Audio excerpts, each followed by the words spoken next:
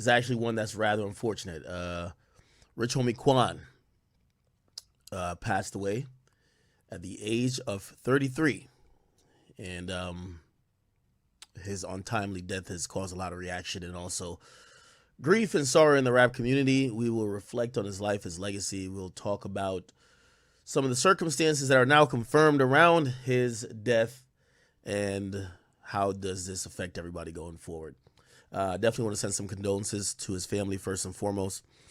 Without getting too much into it initially, I do understand that the person who found him deceased, or at least unconscious, was his child's mother. And because of that, obviously you can imagine the hurt and pain his family's going through. We see his father, who also posted. His father was operating in a managerial capacity around Rich Homie Quan, and he expressed a lot of grief. You can imagine they're going through a lot of sorrow, a lot of mourning. And yeah, we want to celebrate his life, but also reflect on his contributions, but also respect the ones who are hurting the most. And obviously fans are hurting as well. I think he's been part of, if you've really been into hip hop for at least 10 years, he's an integral part of it. We've frequently communicated, and I did an interview with him, I think 2 years ago, or maybe a year ago. And his whole thing was that he believed, and I agree with him, that based on how a lot of things happen historically, his contribution to hip hop in Atlanta has been severely underplayed. And, unfortunately, and I've seen a couple people, we'll get into all that, seen a couple people mention, unfortunately, it feels like an abundance of flowers this morning and yesterday were arriving to be at his gravesite or to be at the place where he passed away rather than given to him when he was alive. Okay. We'll get into all that, but I'm glad to have you guys here. Welcome to the stream. Let me make sure everybody's online. I see people on King Akademiks channel is chiming in, and they're coming in now. They tight over there. Them niggas was like, yo, we waiting since last night. I'm sorry, guys. I'm sorry. The people on the Academy channel is popping into. If you do watch on Facebook, yes, we do stream on Facebook, and Rumble and Twitch are online as well. I think it was 33. Let me see. Rich homie Quan age. It says 30.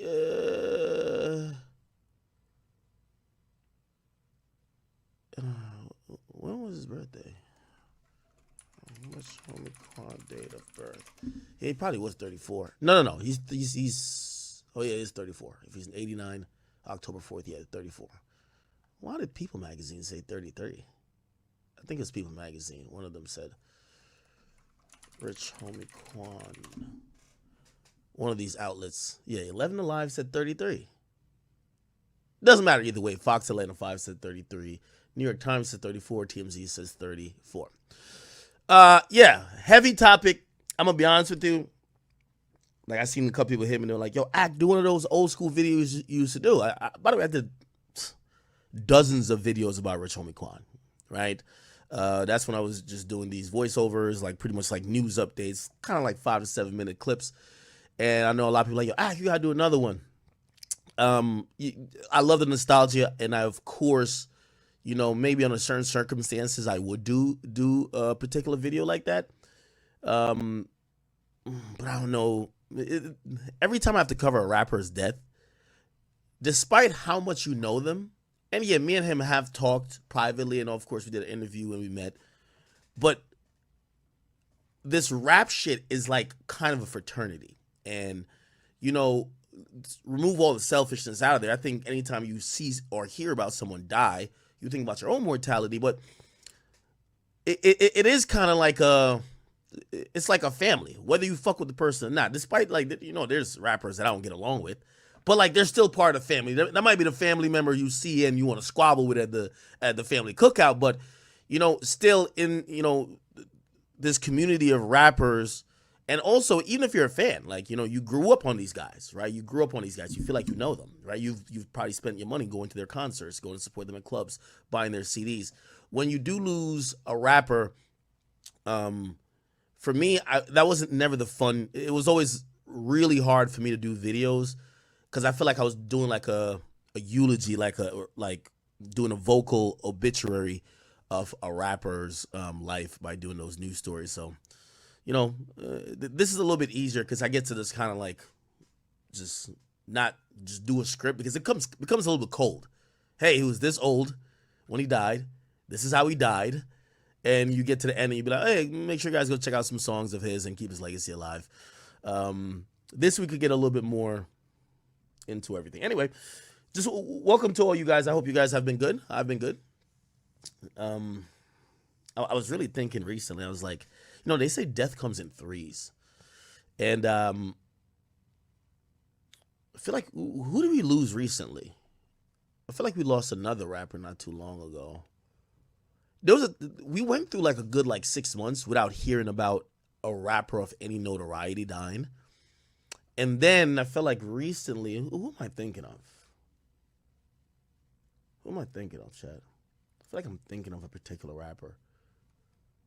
Who is it? Oh yeah. Oh yeah. Beat King, we lost Beat King, we lost Fat Man Scoop, and we lost Rich Homie Quan. Wow, back to back to fucking back. I feel like the last 3 weeks, and of course, even though he maybe career wise he wasn't as accomplished yet, but YBC Dull, right? Also, if we go back more than a month ago, then we get into the Fulio.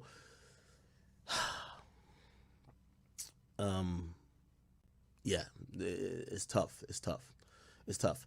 The Rich Homie Quan death situation. Yeah, I gotta do. Let me get to. Okay, the Rich Homie Quan situation is always like when I was thinking about it, I was like, he looked healthy to me. Like I remember my interview with him, and he told me some stuff about some battles with drugs and stuff like that. But like, I've never chalked up Rich Homie Quan as a junkie. I've never chalked him up as the guy who has mannerisms of a junkie, the guy who's like falling asleep on live, the guy who can't do shows, the guy who's in and out the hospital, the guy who gets pulled over by the cops because he's fell asleep in the car or got mad drugs on him, the guy who's in and out of rehab. Never ever, put that on him.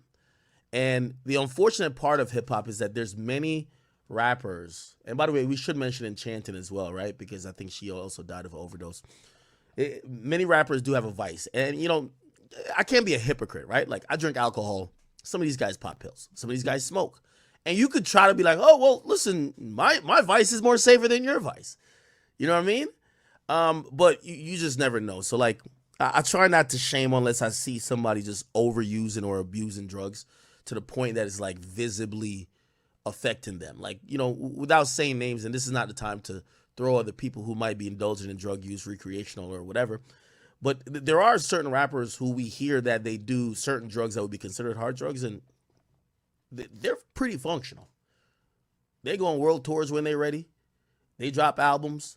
They're locked in, and it doesn't look like they get to that point, or maybe they don't know how to manage it, but that's still a tricky situation. Anyway, the latest news, and I guess we should just start with this Rich Homie Quan situation, right? The news came down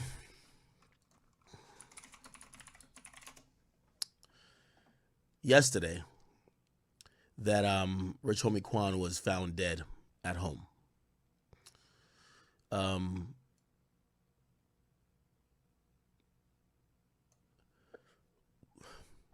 His apparently, as the story goes, his baby mother went to bring the kids to school, run a couple errands. I think he was like sleeping before, so she's just letting him sleep. She comes back, he's still sleeping. She's wondering why he's still sleeping. She kind of goes over. She realizes, and it wasn't one of those like fell asleep and drowned in the bathtub or whatever. Like we've heard that with a couple celebrities. Like it appeared that he was sleeping from what the info we're hearing, because she said he's just covered up in a blanket. And I guess she was a little bit alarmed by how long he was sleeping. Maybe she called his name a couple times. I don't know about that detail, but I'm just speculating. But she went over to him, and then she realized that he didn't have a pulse, right? I'm guessing she probably also realized that he may have not been breathing either, right? Anyway, regardless, she then called authorities, and when they got there, I'm not too sure if he was already dead, but it was quickly he was quickly pronounced dead. We don't have the details of what life saving measures the paramedics tried to take, and if maybe he regained consciousness at a point, or was he just dead on arrival. We don't know that. Okay, there is a 911 call. I'm thinking about whether I should play it or not. I absolutely did not post it on my Instagram page nor my Twitter page. And I try to be a little bit sensitive about the last moments of somebody's life. There is some educational purposes in it that you could kind of understand what was going on. But, we're not here trying to be heartless and invasive. This is something that people, family members, and eventually his children are going to be exposed to. So not too sure if necessarily I should play it. I know it's been posted. It's on TMZ. It's been posted a bunch of places, but I don't know. What do you guys think? What do you guys think? I don't think we have to play it, right? Don't play it. Yeah, we don't got to play it. Again, I did listen to it. I think releasing that audio, even by the way, this becomes public. When you use the public services of the ambulance, of medical services, of the police, those communications with the police and the ambulance, those are public record. And I agree with y'all. Putting this out is kind of cold, but legally, all this is public record, right? Now, obviously, these outlets that grab it and be like, yo, this is what it is. Hey, and again, I don't think that's my thought on every 911 call, but when I listened to this, I was pretty saddened. Anyway, I'll read what TMZ printed on their site. It said TMZ obtained a 911 call. Okay, we're not going to play it. From Rich Homie Quan's death. His girlfriend told the dispatcher that the rapper wasn't breathing and didn't have a heartbeat. She revealed that he was unresponsive on a couch in their home when she called 911 and started foaming at the mouth when she tried to move him. Oh, wow, that's traumatic. Yeah, so he died. Now, it's interesting that we already are hearing it's a bad pill, because what usually happens here, the running theory is that he died. He was, I don't know what pill. Again, the drugs I take. I drink. I don't smoke. I don't do pills. So I don't know the side effects of these pills. I don't know what pill. I don't know if Xanax. I don't know if it's fucking. What's the thing called fentanyl? No, not fentanyl. People don't take fentanyl, right? Perks, whatever. But maybe it was a Xanax or something like that. From what I hear, a lot of these pills are cut with like fentanyl. And fentanyl in very small doses could be very dangerous. Quickly throughout the industry, and I'm not talking about just fans speculating, that became the word. Yo, yeah, he took a bad pill and overdosed. Again, I'm going to still say that's a rumor because he still has to be examined by the medical examiner, who's going to tell us the official cause of death, and is going to go through an official toxicology report to really figure out what's going on. I see now also today, and it's a part of grief, and I'm not going to reject it or accept it. I see fans also saying that Rich Homie Quan was drugged. They believe he was drugged. And I wouldn't go as far to say that, but that's a possibility. Until the medical examiner tells us what was in the system, I'm not going for nothing about bad pill. It could have even been poison. I'm not going to lie. But we got to wait for the medical examiner to tell us exactly what it is. If they're like, yo, it was fentanyl, found in this amount of milligrams or like particles or whatever, and they'll tell you if it's a toxic dose. Yeah, they'll let us know. But the popular theory I see people in the industry adopting is that he overdosed from taking drugs himself, and the drugs supposedly was a bad batch or it was a bad pill. Okay? We're going to have to wait to see, right? Again, the official cause of death could only be determined by the medical examiner, and I actually believe if there isn't if it's not a bad pill, this might get ruled, or this might be investigated a little bit more. If it's poison or anything else, then it might possibly get upgraded to like maybe a homicide investigation. But it will be very, very premature. We shouldn't even speculate that at this point. So we got to imagine, hey, It's not like he was around a bunch of niggas and a bunch of strangers or with a hoe in a hotel. He's with his his child's mother. His child's mother goes to take the kids to school.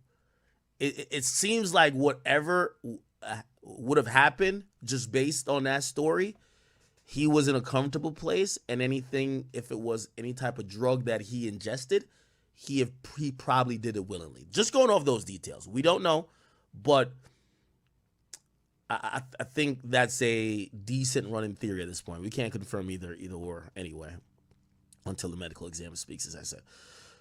His family, by the way, it was officially reported by a family friend, and his family then confirmed it. But his family does tell TMZ they're shattered and heartbroken by the sudden death. No cause of death has been reported. They're desperately searching for answers. His real name is DeQuantis Lamar. He was born in Atlanta, came on the scene in 2013 with his instant classic Some Type of Way. Obviously, we know him for his features on YG's My Nigga, and even he had some other favorites that popped off around 2014, 2015.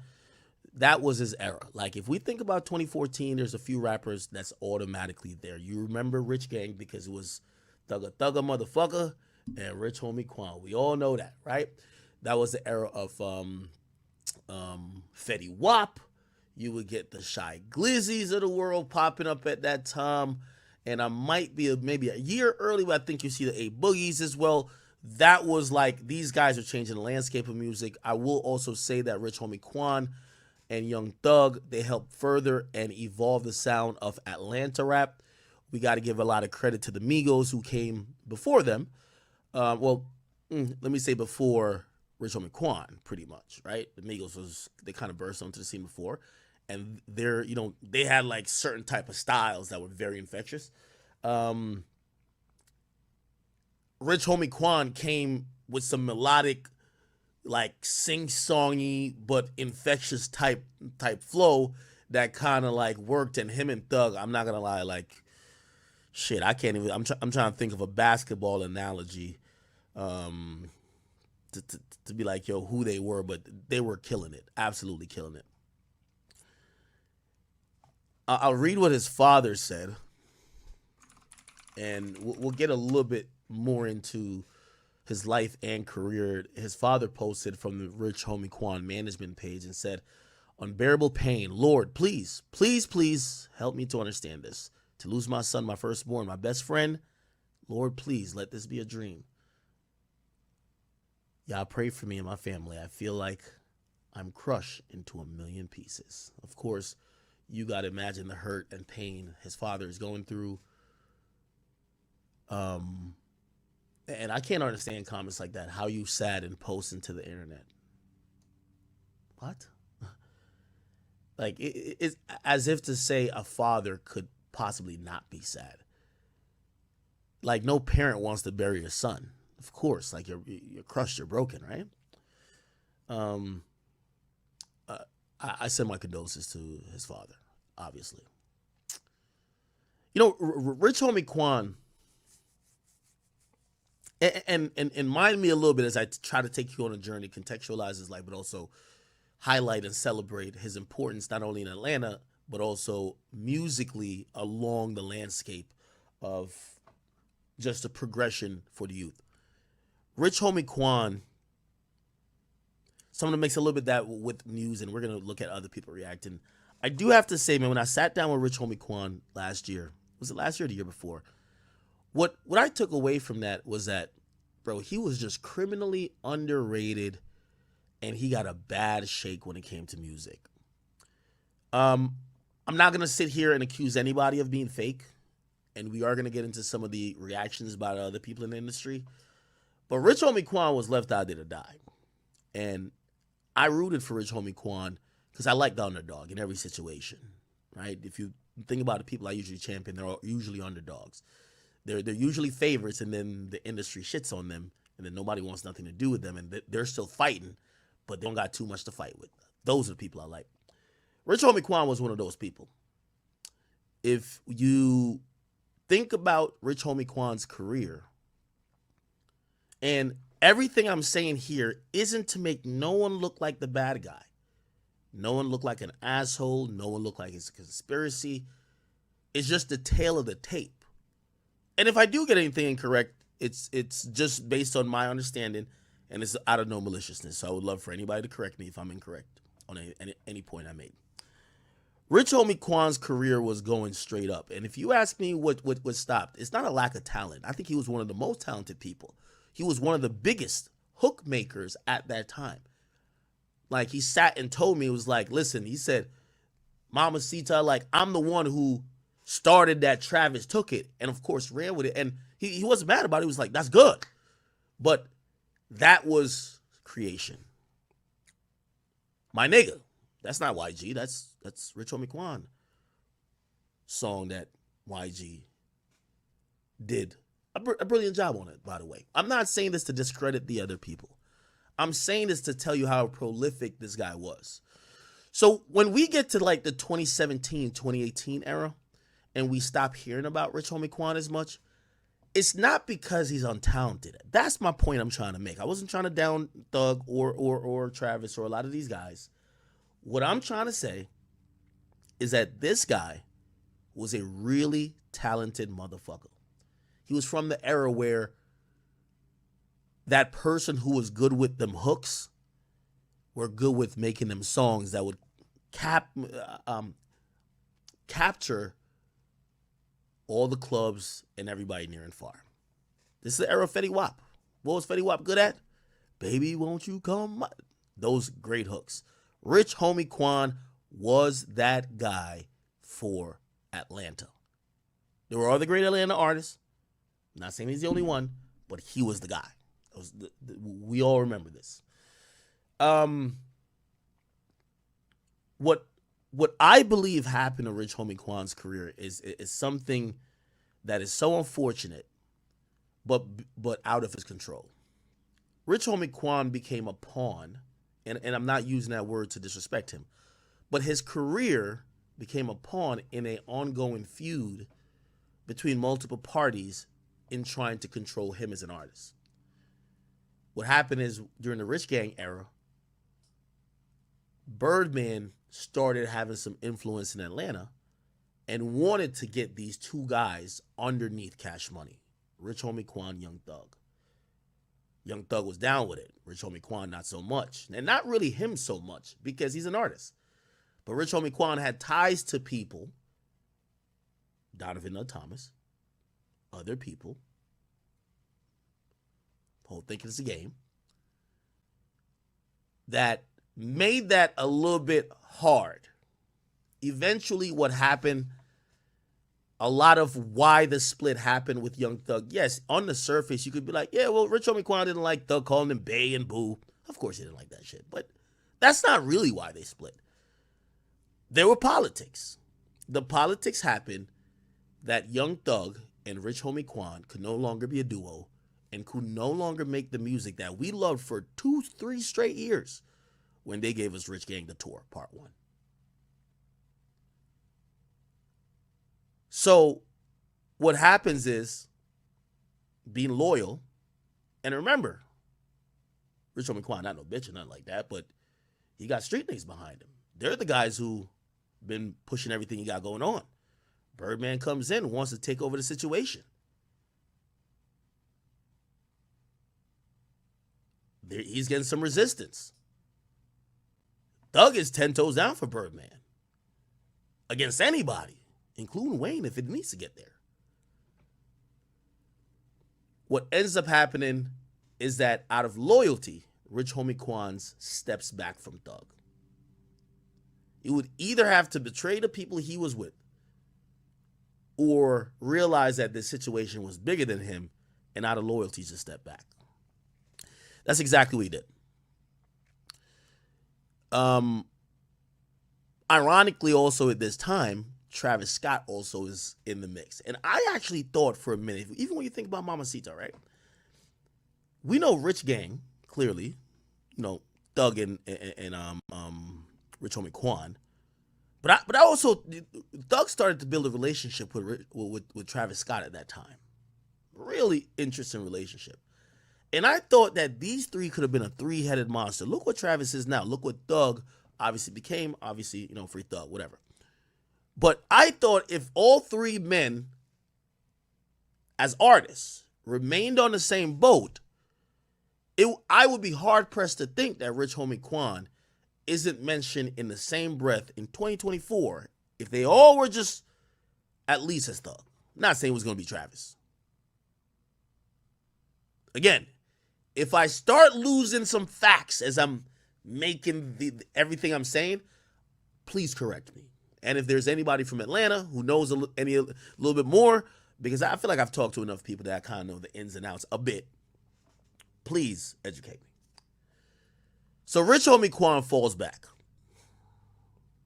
There's now a feud that's happening between Rich Homie Quan's people and Young Thug's people.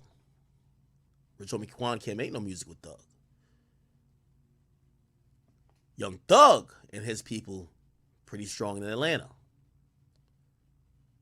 In every way. Streetwise, they're kind of mixing the two. That's why you see an indictment. Rich Homie Quan falls back. He doesn't go to beef with Thug on record. He's not carrying the beef for the people who not getting along with him. He just falls back. Puts himself in a weird place musically. It seemed to fans like me and you, damn. Obviously, we all used to clown Young Thug for calling him Boo and Bay. But we're like, damn, you fell back from Thug and fell off. No, he fell back because the street niggas behind him is going at it and into it with the street niggas over there. It all culminates to about a year. I don't want to get the years wrong. Birdman makes a quick exit out of Atlanta. And by the way, I think Birdman was smart. Birdman is no dumb nigga. When Atlanta PD starts realizing, check this out, this Birdman nigga's coming here to Atlanta, he's heavily promoting this blood shit in Atlanta. It's where you start seeing them halftime videos. You start seeing a lot of that. See them on the jet with, like, it's a heavy blood. Once Fulton County announces, they announced three. I don't know if they did a RICO back then, but they announced one arrest. Obviously, the Lil Wayne tour bus shit matters. The Wayne tour bus shit happened a lot. Birdman escaped being indicted with Thug, or not Thug, with Roscoe. Actually, Thug and Birdman escaped being indicted by the skin of their teeth. Birdman said, "Peace out, Playboy. I'm gonna catch y'all niggas." Okay? Now he still fucked with Thug. But he no longer were going to play into some of the politics that was happening in Atlanta that most people, us fans, don't know about. But that was all weighing down on Rich Homie Quan's career. Some of his drug use, we'll play some videos. Maybe we'll get him speaking on his own situation. But essentially, that's the tale of the tape. Rich Homie Quan's career was pretty much sacrificed, or his momentum was sacrificed because of loyalty to street dudes who helped put him on and who were financing him at the time. I think anyone in here would probably say loyalty-wise he made the right move, maybe not career-wise, because these guys were going to the top. A lot of people would just stick next to the heat rather than stick next to the street dudes. It is what it is. Young Thug takes a hold on Atlanta. This is now 17 and above, right? 2017 and above. And because of this feud, it makes it impossible for, remember I was talking about media in Atlanta? A lot of Atlanta was viewed as hot as like clubs. Like the clubs dictated what was played, at least at the time. I think they changed up all the rules for like when clubs could open. Like what's played in the nightclub, the strip club. Young Thug got like he's running that shit with an iron fist, which if he's feuding with the people behind Rich Homie Quan, The more Young Thug you hear, the less Rich Homie Quan you hear. So it's almost like Rich Homie Quan just got wiped off the map. Why? Young Thug is going against the people behind Quan, and Young Thug is clearly making hot music, and he's running shit, and they're doing anything on the street. So we hear nothing about Quan for a good while. By the way, it's not ironic that the attempt of Rich Homie Quan to really come back on the mainstream level only happened when Thug gets incarcerated. That's not coincidence. That's not coincidence. When Young Thug was free, again, he's not beefing with Rich Homie Quan, but everything Rich Homie Quan represents is what he's not with. Okay? There's a moment I did an interview with him, Rich Homie Quan, and let me see if I could. I asked him specifically about the Young Thug song. By the way, yeah, he said, Travis Scott. He said Mamacita was my song. This was also an interesting part here where he was this is not even a theory. This is what I heard from real street niggas in Atlanta. Like, I be saying this like a theory. Like, I heard from that. So he didn't really want to say anything, but yeah, we did an interview a year ago. Actually 2 years ago now. Damn, 2 years ago, September 18th, right? By the way, remember, Young Thug is in jail. I remember talking to someone in Atlanta. This person remained nameless, but they're very important to the Atlanta scene. They told me, they said, yo, watch out. And they're right with everybody they tell me to watch out for. They'll be like, yo, watch out for Honcho. This Honcho dude just pops off crazy. I remember they said, watch out for Rich Homie Quan. The streets is fucking with him again. I said, what? I said, Rich Homie been on for like mad long. We just haven't heard from him. He said, Rich Homie's he's going crazy again in Atlanta. What did that mean? Young Thug got locked up. His music started getting love again from all the places that, because of Thug, stopped fucking with Quan. You could just put two and two together, right? Anyway, it gets to this time. He pops out off the record, and we have this conversation. I don't think he says much, but you'll hear my theory in full, and it's not a theory. That's what I heard from the street niggas in Atlanta. A little bit. So, and I'm going off of a fan, like, I consider myself just a huge fan. I see everything. I know that. So this is when I'm trying to think about the story of Rich Homie Quan. I said, they got mad momentum. For sure. One of the most talented niggas in the game. Yeah. When did it start to slow up and why? And I started putting pieces together. Okay. So this is my theory. You tell me. Yeah, you tell me if I'm just like, I got to keep 100 with you. All right, bet. All right. When I now come to find out and think about it. Okay. Yeah. Number one, you signed to Think It's a Game. Yes. You got Lucci as your fucking label mate. Yeah. You and Thug was rocking for a while. Yeah. That shit, I don't know what happened there. We always wanted to hear the answer. Okay. Never got it. Okay. You fell back. Okay. Things also got a little weird with Think It's a Game, but that's business shit. For sure. And it felt like something was happening. And this is what I'm thinking. Some shit probably was happening, either street shit or whatever. You just didn't want to be a part of it. You fell back. And through that fallback, fans who are just only used to seeing music was like, what the fuck happened? You know what I mean? Sometimes the best answer is no answer. And that answered out everything you just said. Right on the money. You know what I'm saying? That's what I took it as. Come on. That's what I took it as. Come on, man. So sometimes the best answer is no answer. You weren't right, man. Like a lot of that was right. You know what I'm saying? We ain't going to get into that, but sometimes the best answer is no answer, man. But I was still working the whole time, man. You know what I mean? Because, like, you know what I mean? I came in the game by myself. I wasn't trying to pick no sides. It went back picking sides. You know what I'm saying? But were you forced not to, again, picking sides? To, like, because y'all had a little Rich Gang thing going on with Birdman. Yeah, you got the Rich Gang. That fucking mixtape was hard. Bro, you got to think at this time, this before streaming. So imagine if streaming was out then. So you got to think, this would change. I feel like niggas wouldn't even. That's another thing about Rich Homie Quan career as we go over it. One of the reasons that Rich Homie Quan's is severely underrated is that his career seemingly died down by the time streaming became so important. So he's live mixtape Spinrilla baby. He's a My Mixtapes baby. He's a Dat Piff baby. And that era, by the way, for all the YouTube documentarians, yo, I'm giving y'all a jewel. Actually, maybe I produce this myself because I feel like a lot of these guys just want to cover murder. Yo, going back to evaluate the mixtape era, you could just take like a good 7 years of it, right? Or maybe a little bit earlier. Just start from a year before DJ Drama gets rated for mixtapes, right?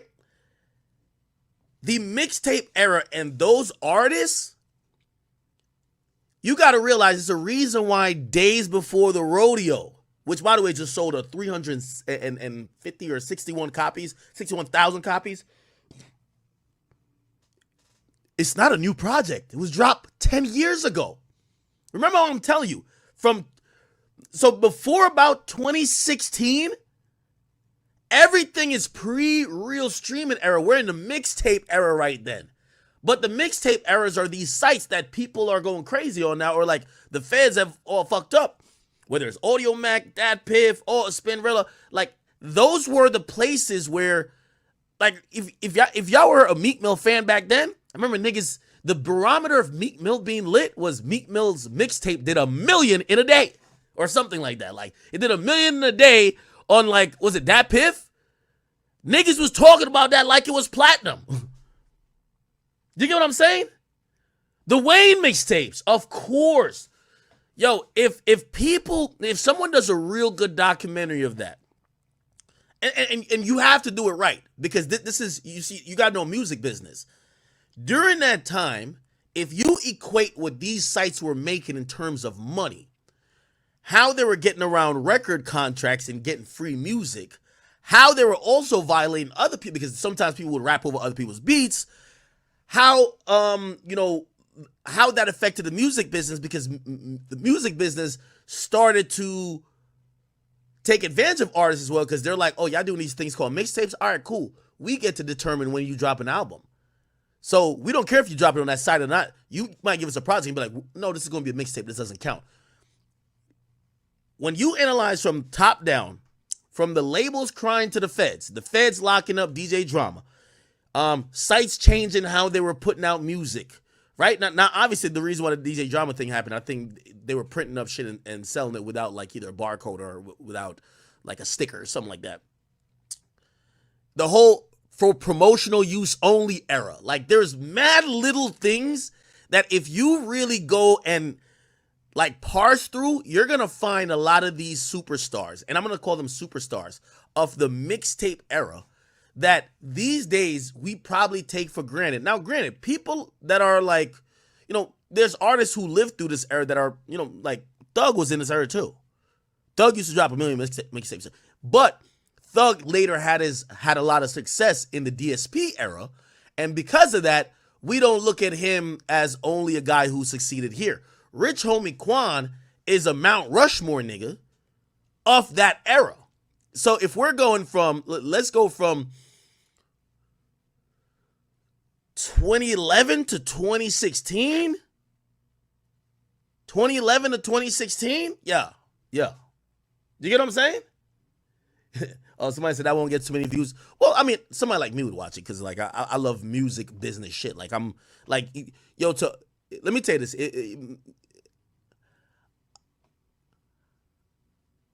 I was gonna say some wild shit. I'm still gonna say it. I got the. Nah, it sounds too gay. I can't say it. I was gonna say I got the mouth of Charlemagne, but the mind of Lear Cohen, and then the expertise. No, that sounded wild. Pause on the mouth of. No, it's like I think a lot like an executive at times. If you figure out how the music industry got from there to here, that's a story that is like really intriguing, like really fucking intriguing. Anyway, whatever. Let me let him. Been doing collab projects to me and Thug did that, bro. Niggas went out and pause. I'm saying pause again. I'm saying, and by the way, yeah, these little makeshift groups and collab tapes. Well, actually, did they collab before Watch the Throne? Not saying that Jay-Z and motherfucking Kanye was like, oh, Rich Homie Quan and Young Thug linked up. Let's do some shit. doing deluxe till I reloaded the first still going in, bro. Let's set that straight, bro. That is true. Yo, I remember my mixtapes gave this nigga $30,000 and got a whole mixtape from him. Yo, my mixtapes was making bank. I know they were, bro. Feel me? They calling it deluxe now because Quan reloaded it. You can switch the words, but I don't get my credit, and I be cool with that. You feel me? I'm top 3 in Atlanta, and I'm not 3. Yeah, nah. You definitely I'm top 3, and I'm not 3. Okay, let me see if he speaks about Thug again. You almost get more legs because On the road 10 years, I'm 10 years straight every weekend doing the same song, bro, from 10 years ago, bro, because it's timeless music, bro. These niggas know they can't fuck with me. I feel like they be scared of me, bro. You feel me? They don't be wanting to give me the credit they know I rightfully deserve. They know, bro, you can't mention Atlanta without mentioning Quan. That's period when it comes to sound. I agree. Let's also I remember he also spoke about it. I remember the interview. Rich Homie Quan speaks on Young Thug. It was an old interview.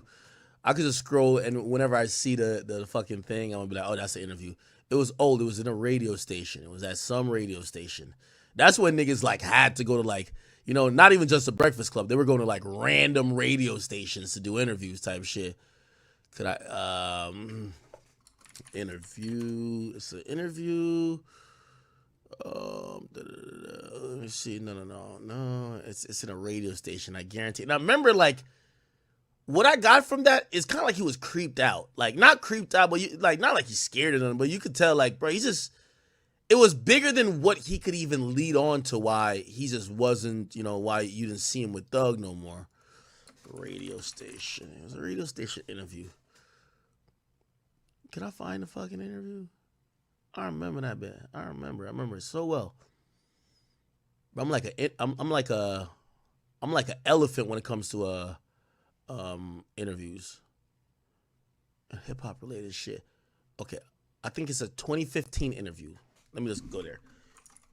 Rich Homie Quan 2015 interview. Could I find it? Come on. No, that ain't it. Is this him at the Breakfast Club? Why can't I find this shit?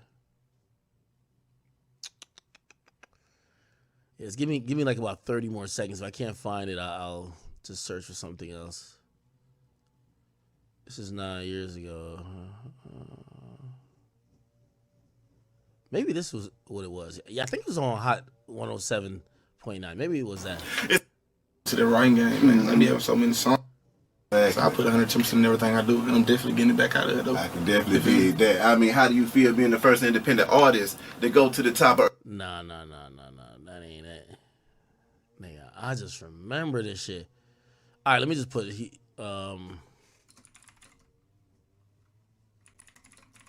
Because this is after Young Thug dissed him, too. And he was just like, you could tell he just ain't want to, like, really... He didn't really want to diss Young Thug back. Is it this? No, this is a year ago. All right, maybe I'm not going to find it. Fuck it. That's YG. Yeah, I don't think I'm going to be able to find it.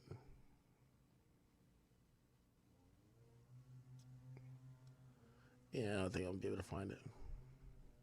Okay.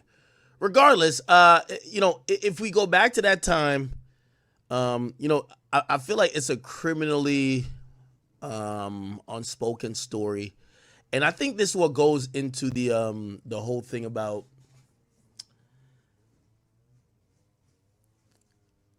this is what I heard as well.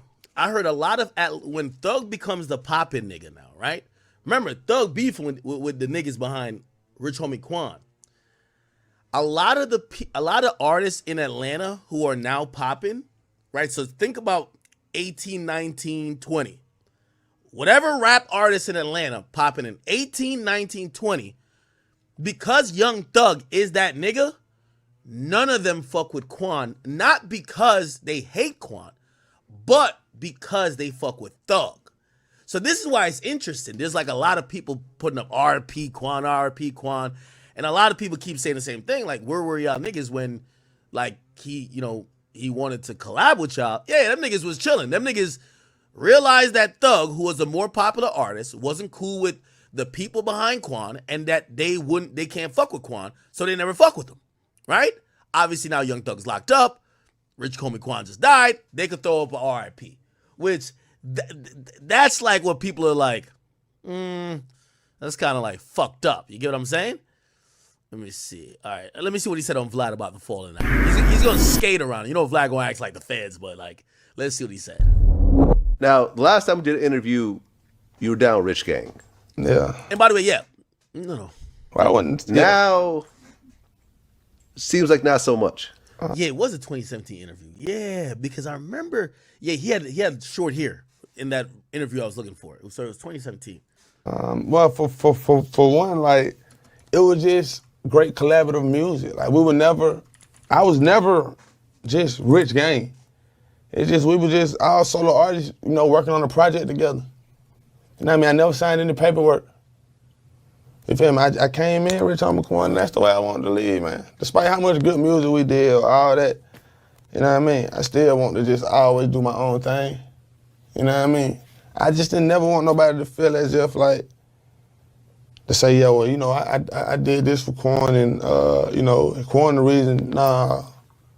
I want to always just be like, yeah, man, I did this because I wanted to do it. You feel me? Nah, but even like go back to the Rich Gang, that was a fun time in my life. Like we made some great music. You know what I mean? Even now, like, man, I don't got no bad blood with Thug, no Bird. You know what I mean?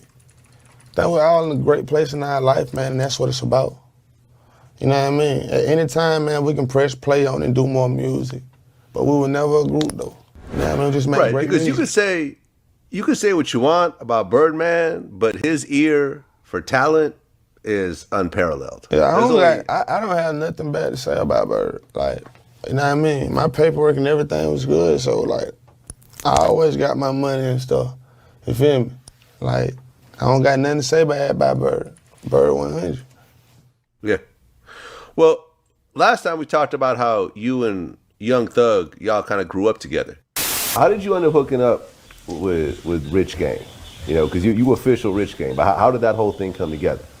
Really came from Thug, you know what I'm saying? Hold on. Let me just watch my man's. Shout out to the Waster. I've been trying to watch one of your videos on stream. Okay, he's gonna have all the videos, I imagine. He's chronicling Young Thug falling out with Rich Gang. Here we go. Billboard hits, platinum selling records, or sold out concert performances. In 2015, their duo Rich Gang was at the pinnacle of success, dropping one of the decade's biggest hits. However, just a year after experiencing the most explosive growth in their careers, their once bright future took a sour turn. Despite the massive admiration from fans and critics alike, their relationship fell apart, leaving many to wonder what happened to Rich Gang. Hi, I'm Luesta. I make weekly video documentaries of things I'm into. And today, I want to answer two simple questions. What led to Rich Gang's fallout? And what lessons can we learn from their relationship to improve our chances of So just listen.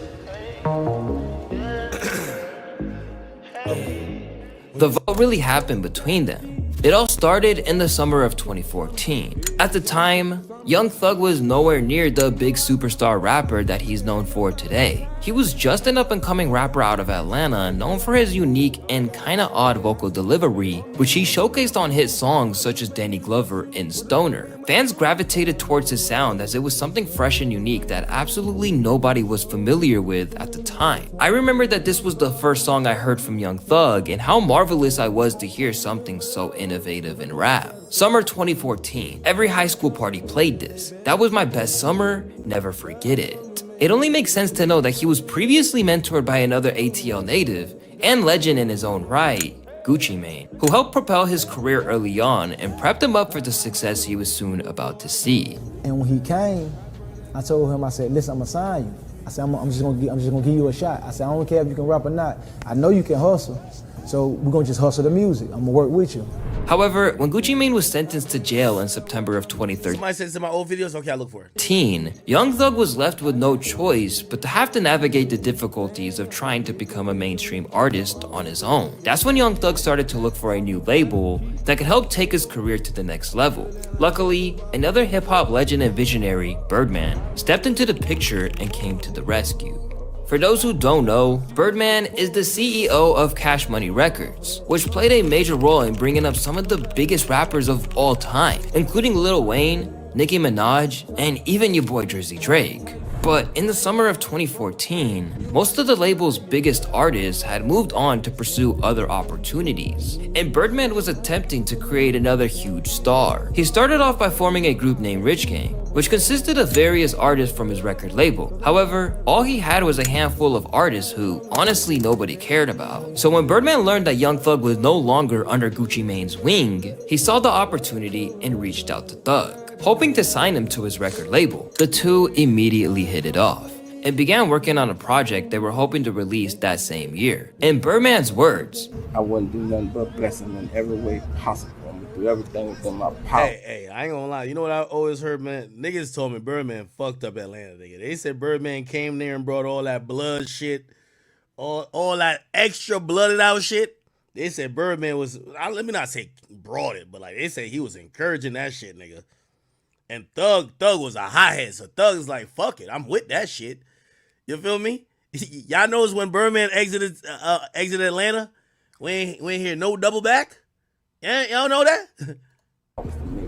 As big as he possibly can. this was a win-win situation, because Young Thug would also gain a huge advantage working with Birdman, being that he had a ton of industry connections and was able to get damn near any artist and producer to work with Thugga. In the process, they came up with a legendary track titled Lifestyle, which was produced by London on the track, and Thug recorded a verse that would go down in the hip-hop history books forever.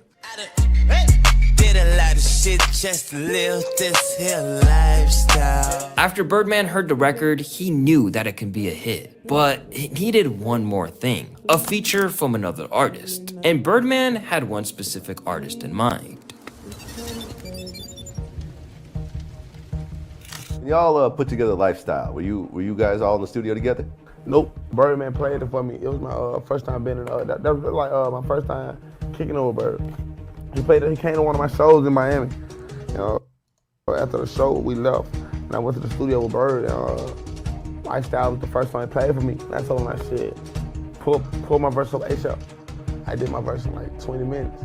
As Birdman was plotting on how he was going to take Thug to the next level, he stumbled upon Rich Homie Quan after one of his performances in Miami. At the time, Rich Homie was beginning to really kick off his career with the single Differences in 2012, before then proceeding to feature on a... So to give some context of what this is, like some street rumor talk. Essentially, Birdman wants to get Thug and Quan. Donovan Nut Thomas, who then links up with Quan, is in the way of that. So Birdman, he ain't trying to hear shit from nobody. So Birdman's like, yo, let's get this nigga out of the way. But it's a street nigga. Now, I'm not saying Birdman had nothing to do with that, but Birdman's just coming in as a big dog musically, but also got some street ties. Thug in him is like, nigga, we don't give a fuck about this other guy. Quan better come over here with us. A few big tracks from Gucci Mane's Trap House 3 album. Then his career absolutely skyrocketed when he released the absolute banger hit Type of Way in 2013. But this song was nothing compared to what was about to happen. In the process of creating the song Lifestyle, Birdman decided to ask Rich Homie Quan to do a feature, and Quan recorded the verse in an astonishing 20 minutes. Unbeknownst to them at the time, these 20 minutes were about to turn into the greatest thing to ever happen to him and also Young Thug. While both artists were already successful in their own right, it wasn't until they collaborated on the song Lifestyle that everything changed. I do it for my daddy, I do it for my mama. Them long nights, I swear to God, I do it for the coma. And so would you say that during that time period you and Thug were really like close friends, or was it just like a convenient musical relationship and Birdman was really the thing that was keeping y'all together? No, that was my dog. Right. And so when did that fall apart? And was it abrupt or sudden that you guys just stopped having anything to do with each other, or how'd that unfold? Later in the video, we're gonna discuss the specifics of why this song created such a massive wave of momentum for them. But for now, just know that this song was huge. Till this day, the song has amassed over 600 million views on YouTube alone. It also gave them a certified platinum record in the US and peaked at number 16 on the Billboard charts, respectively. Which is an amazing feat considering that both rappers have track was simply catchy chorus and impactful. Basically created the term mumble rap. As Thugger can be heard also deviated from the typical rapper sound at the time. Whereas rappers like Nipsey mixtape was named for never materialized. The mixtape became an artifact of an incomplete promo cycle and an appetizer for an entree that never arrived. And ultimately, neither Thug or Quan released any albums on the Cash Money Records label, as solo artists or as a group. Alright, shout out to Luis, but I think he stays on the surface for this. I'm gonna give y'all some street shit, or like street rumors, I'll just call it that. So there's a video. Don't ask me how I remember all this shit. There's a video. Young Thug, Donovan, Nut Thomas, Birdman. Oh man, we probably can't find it. So there's a video of like Birdman of Young Thug introducing Birdman to Donovan, Nut Thomas, basically saying, "Yo, this is a guy who's behind Rich Homie Quan. This is the guy who like we're gonna have to do the business with to get Rich Homie Quan, and then we could do this rich gang shit, right?" I don't know how that business ends up going, but clearly that business doesn't go well. Birdman's not pleased. Young Thug is not pleased, right? Now clearly there's other shit going on. The associates of Nut also is getting into it. The associates of Sex Money Murder / YSL. So there's a lot of moving parts. Do you recall the video shoot at Filton Industrial? Who the artist whose video it was? It was Mr. Williams' video. And the one on Metropolitan, whose video? This is Donovan Nut Thomas' father. Shoot was that? It was supposed to be where we was at the place where we was at, and he kind of. Hold on. Going back to the video shoot, once you got there, you said you saw Jacquees at the video shoot. Yes. Remember Jacquees was like Rich Gang too? Once you saw Jacquees at the video shoot, you said that demeanor changed. Yes. What, if anything, did he do while at the video shoot? He got on the telephone and made a phone call. And after that phone call, what did you all do? We ended up leaving. On left, how would you describe your observation of his demeanor? Angry. Okay. By the way, this is the father of Donovan Nut Thomas, who's testifying in the Young Thug case. So he's like giving a little bit of insight on that relationship. Did your son ever try to squash the conflict? He said he was gonna try to squash it before it's been known. Hold on, that was Ms. Westmore. What's the base for your objection, madam? All right, what's your objection, Mr. Steele? I'll adopt it. I sustain the objection. Okay. This is his father right over here, by the way. Hold on. This is where you see Birdman get introduced. Let me tell you this. Birdman is one of the smartest but luckiest niggas in rap history. You see there was a you know his name is listed as his name and Young Thug's name is listed as individual 1 and 2 in the indictment against Pee Wee Roscoe for shooting up Wayne's bus. He escapes that, no indictment, no arrest. Even though after Pee Wee Roscoe did that, after he shot up Wayne's bus, he gets on the phone with 2 people right after. Birdman and Wayne. No, Birdman and Young Thug. He escapes indictment. I think that was the moment that Birdman said, "Peace out, Atlanta, I'm good." Because he knew if he continued to play in that playground, his name was going to come up in a RICO charge. And Birdman got out of that. So you're going to see Birdman name a lot, at least initially. But as the beef and as the war continues, and Thug niggas is like that, so they're continuing this war, Birdman name just gets out of the picture. So Birdman which some people in Atlanta feel like he came in and fucked up whatever they had going on, because Birdman came in on some big boss CEO shit saying, I want him and him. I want both the out of sign on my label. Remember, Thug's contracts were all fucked up. Thug was signed to like 5 niggas at first. But none of them cared that much, and Thug was operating as like his own man. So Birdman was able to, or eventually gonna be able to claim to get Thug. Thug was looking up to Birdman because he's blinded by, oh my God, Birdman is the guy who put on Wayne. I look up to Wayne. If I want to be the next Wayne, I got to get with Birdman. So you got Thug in the pocket. Thug gonna get down. You realize Rich Homie Quan is a good part of the puzzle. But Rich Homie Quan, it's not necessarily him, it's the people behind him. They're not getting down. So one thing that people don't realize, Birdman is one of the smartest niggas possibly. He got the fuck, he popped in Atlanta, all that slime shit, all that this, he was there doing all that shit, extra blooded out, throwing up signs. As soon as he realized he dodged that one indictment and it was the Pee Wee Roscoe shit, he said, I'm gonna catch all y'all niggas later. I'm a billionaire. I do not got time to be in jail. I'm gonna catch all you niggas later. Peace.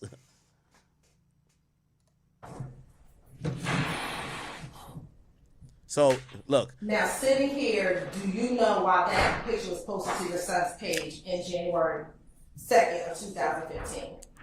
That's after Birdman meets Nut. Nut controls Rich Homie Quan. I can remember, I think he just posted because he posted him, he texted him. And Hold on, sir. Oh. Basis? Speculation. I stand your objection. If you don't know. Okay. Now, in the summer of 2014, is that the only time you knew your son to be in LA with Birdman? Yes. Now, where's it going? Okay.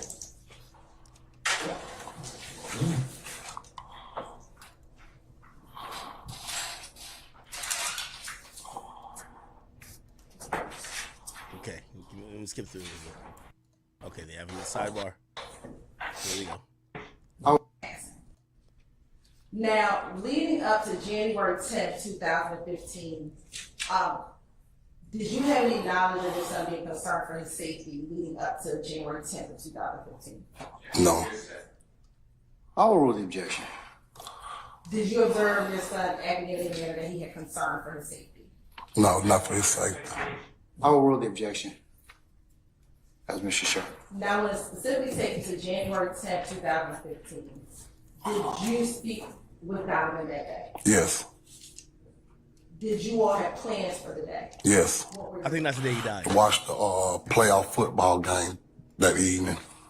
And where were you going to watch the playoff games at? Where were you going to watch the playoff games? We were going to watch it at a sports bar and grill on Memorial Drive. And do you recall what time you all planned to leave that day? About 8 o'clock that night, somewhere in there. Was it just going to be you and Donovan, or was anyone else going to join you? No, it was going to be some more people there too. Okay. Again, so remember, this is 2015. So this cements that no matter how Rich Homie Quan feels, there has now been bloodshed.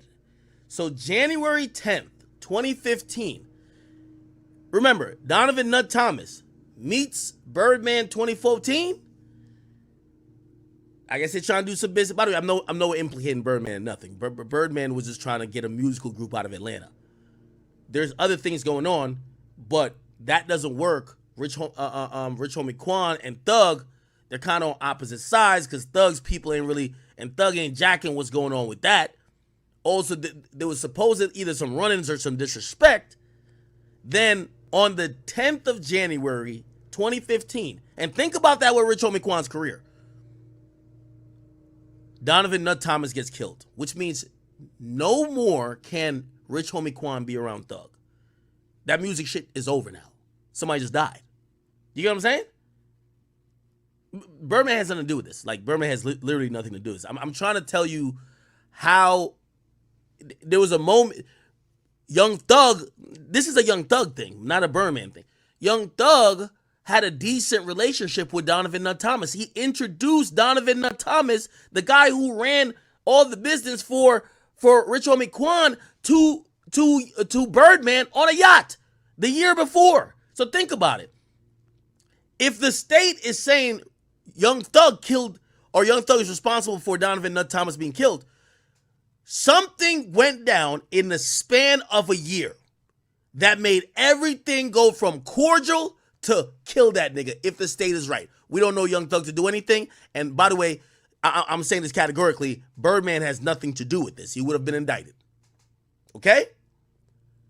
So, that's the father talking. There's actually, I don't know if you guys ever seen this. This is the video inside the barbershop. Donovan Nut Thomas is outside the barbershop in front. This is when he's killed on January 10th, as I said, 2015. I don't think there's audio, but obviously the police have this video, right? So people are in the, and the drive-by happens. Now, I don't know if there's a video outside, but there is some type of other video that corroborates the vehicle used, and that's why they're trying to link that back to Thug. That's why YSL Woody's saying, yeah, Thug did rent a vehicle that looked exactly like that, but that was for me, because I wanted to go shoot some niggas. Whatever, right? But again, if we're sticking on the Rich Homie Quan path here, Rich Homie Quan is with some street niggas over this side. Young Thug, he a street nigga, not saying Rich Homie Quan's not a street nigga, but Rich Homie, Young Thug is calling shots and doing his thing over here. When there is now bloodshed, everybody got to go to their corner. You can't still be like, oh, nah, we're just doing some music together. It's over at that point. It's officially over. So match that to Rich Homie Quan's career. It'll make sense. Gunshots fire, people run, kids are running. Damn, yo, gangsters don't give a fuck. They don't even care who's in the barbershop. You got little kids running. That's a little girl running. They don't give two fucks. So they then kill Donovan Nut Thomas outside. You get what I'm saying? This guy's smart. He's just like, just lay down, nigga. I feel you, brother. Okay. People are still running to the back. I don't know if there's still bullets being fired. But yeah, everybody's running away from the door. The drive-by just occurred. Maybe some bullets even flew through the window, but it don't look like nobody's hurt. At least in the barbershop, right? Then you see somebody pop up. These are all people of interest who, also people who came into the thing. I don't think there's no dead body. You see the kids kind of pop back out, right? Leaning outside. Leaning and laying down outside. No, I didn't see that. Can you rewind? Okay. So now, and actually, ironically enough, this is 8:15. So the shooting happens at 8:08, and at 8:15, so literally 8 minutes later after the shooting, the police are there. The police are there pretty quick. Got to give them credit, right? Because you see police things at 8:14. So 8:08, so 6 minutes later, the police are there. I'm surprised the car got away if the police are there that quickly, but probably nobody described the car that was doing the drive-by, right? Like, you're not looking at the car like, let me just get the license plate, right? Niggas firing bullets. Okay, cool. And essentially the police now, yeah, they're doing an investigation. I don't believe there's any, or maybe there were footage for outside the barbershop, but clearly they're not going to put that on YouTube because that would show him being actually killed. So anyway, I say that to say within the Rich Homie Quan story, the Rich Homie Quan story is really tied very directly to what's happening with Young Thug. His career as an artist is essentially fucked up because he could no longer fuck with the Thug. And y'all tell me if I'm right or I'm wrong. Maybe a music video dropped afterwards with them, but it was got to be old. But we didn't see any more public appearances with them. You get what I'm saying? So, Yeah, and there was like a few other things. Give me 1 second.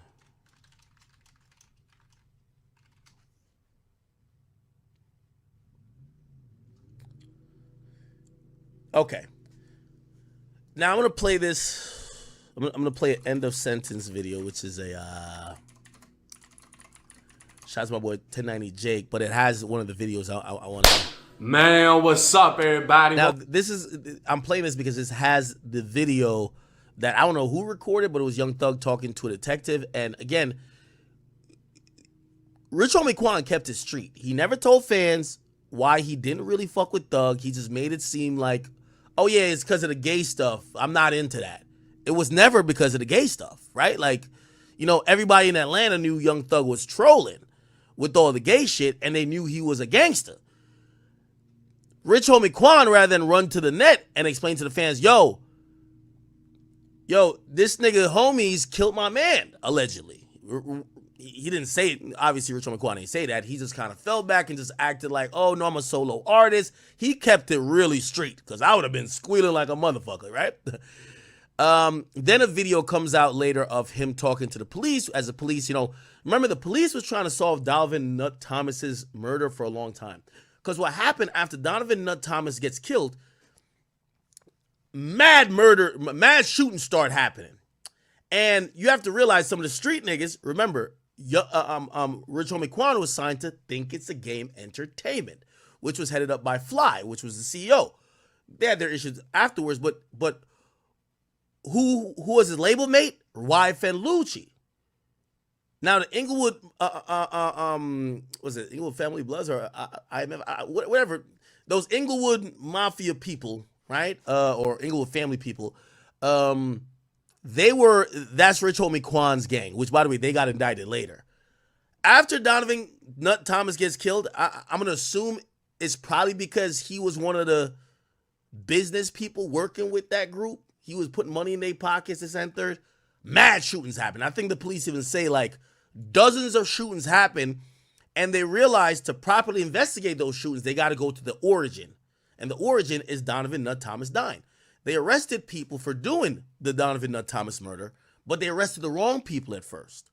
And obviously people are dying left and right. The more time you get away from that murder, you're losing evidence, you're losing people who have credible memory, and obviously people in the streets don't want to cooperate. So they get to a point that Fonnie Willis pushes the button and says, we're indicting Young Thug, right? And we're going to bring this Donovan Nut Thomas murder as a part of it. Subsequently, after this happened, Rich Homie Quan was on a witness list, but clearly he's not a witness to any of these things. I mean, clearly he could talk about, I knew Donovan Nut Thomas, I knew Thug, but he doesn't know about no shootings, no street stuff. So they don't end up calling Rich Homie Quan to the stand.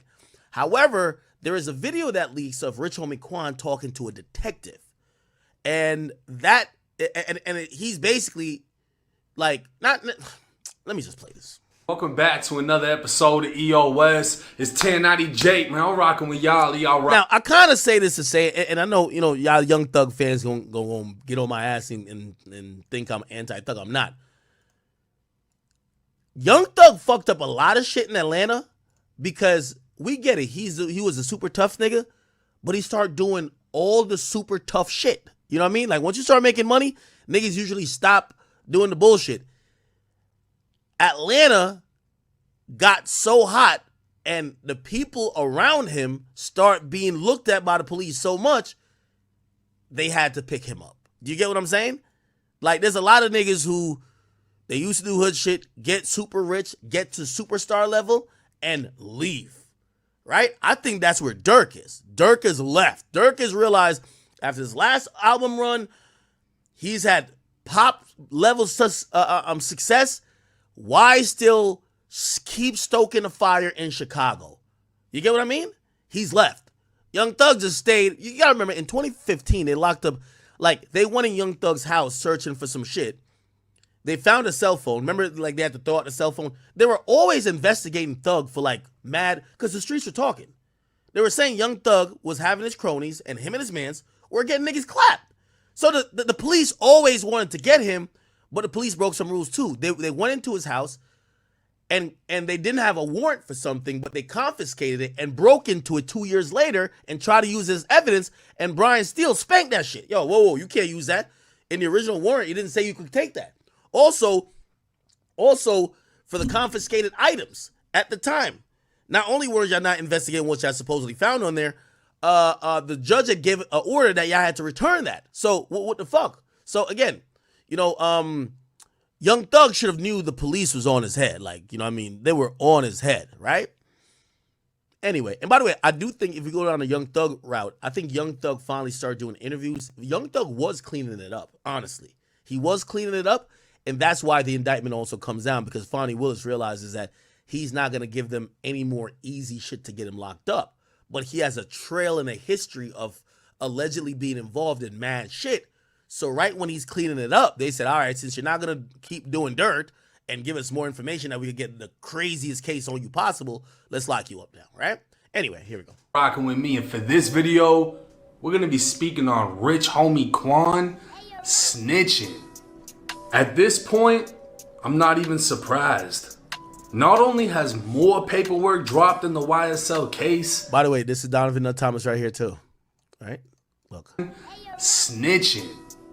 At right here. This point, I'm not even surprised.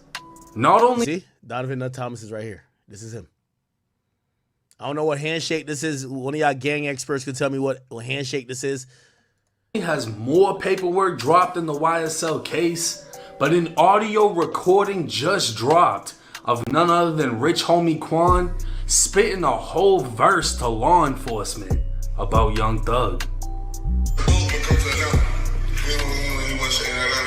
Okay, so now, by the way, I don't know if he was talking to a detective or if, sometimes niggas get around people and just start talking shit. I don't think this was him talking to a police, but he's definitely feeling comfortable to talk to whoever he's talking to. I think people thought he was talking to the police. That's why they said Rich Homie Quan snitch. But no, Rich Homie Quan was venting about the reality of what was going on. Then Rich Homie Quan spitting a whole verse to law enforcement about Young Thug.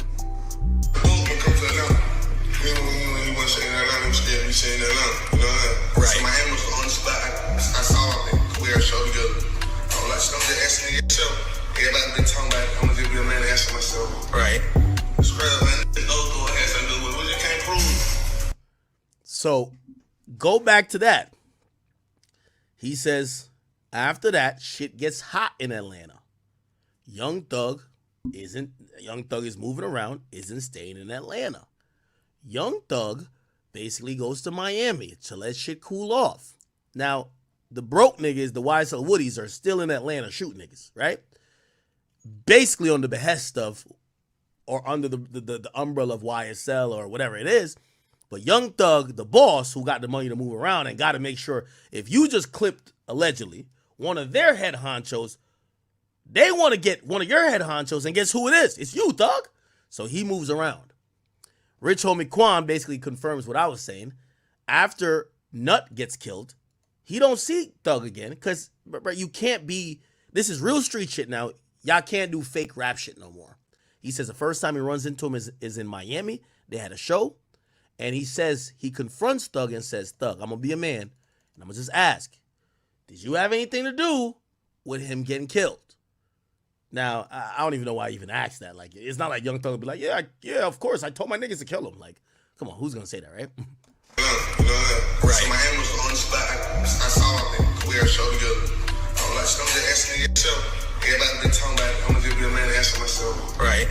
It's real, man. There's no door has to do with it. We just can't prove it. Right. Point blank period. I ain't no rat. I ain't telling no. I'm just being real with y'all. I know how much I love Nut, man. He says, we know he got something to do with it. We just can't prove it. He said, I'm just being real with y'all. That's how much I love Nut, man. No Diddy on that, by the way. But he's saying he loves Donovan Nut Thomas. He said that shit was real fucked up. While it may be hard for some to understand Rich Homie speaking a language native to the streets of Atlanta, What he's speaking on is the very murder that would cause the fall of YSL. I got one of the biggest bloods in America with me, my you did, Atlanta, Georgia. This is the yacht. Oh, yeah. Oh, Jake got it. This is the yacht, I think Birdman's yacht, that he introduces Donovan Nut Thomas to Birdman. Birdman got to do business with him to get Rich Homie Quan. You know? There are shell casings up and down the street.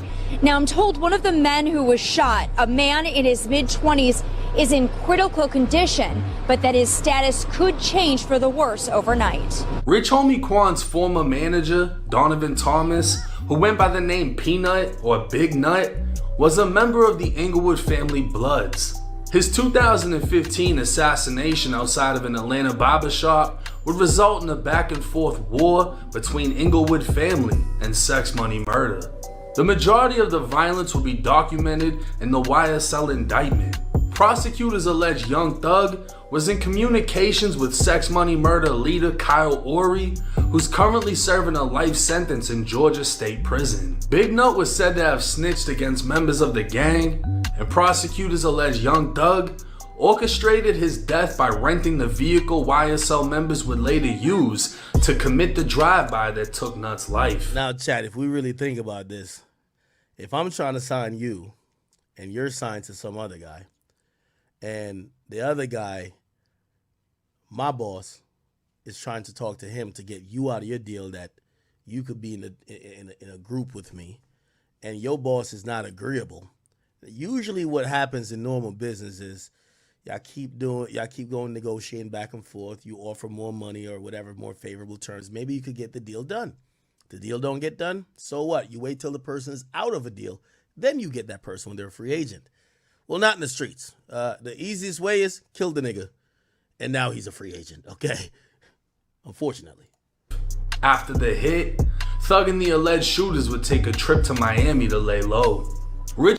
Oh, yeah. Oh, okay, yeah. All right. So Thug brought all the shooters there. Homie Quan would speak with investigators explaining he never saw Thug in Atlanta after the murder. He was going to confront him at a Miami show over the rumors that Thug played a part in Nut's death. Rich Homie would allege people knew Thug had something to do with it, but they couldn't prove it. He'd then say he isn't a rat and he isn't telling. He's just keeping it real with investigators. Rich Homie would also allege Thug was jealous of the relationship he had with Nut, as Thug wanted to control the Atlanta music scene and Nut was keeping Rich Homie at a distance from Thug.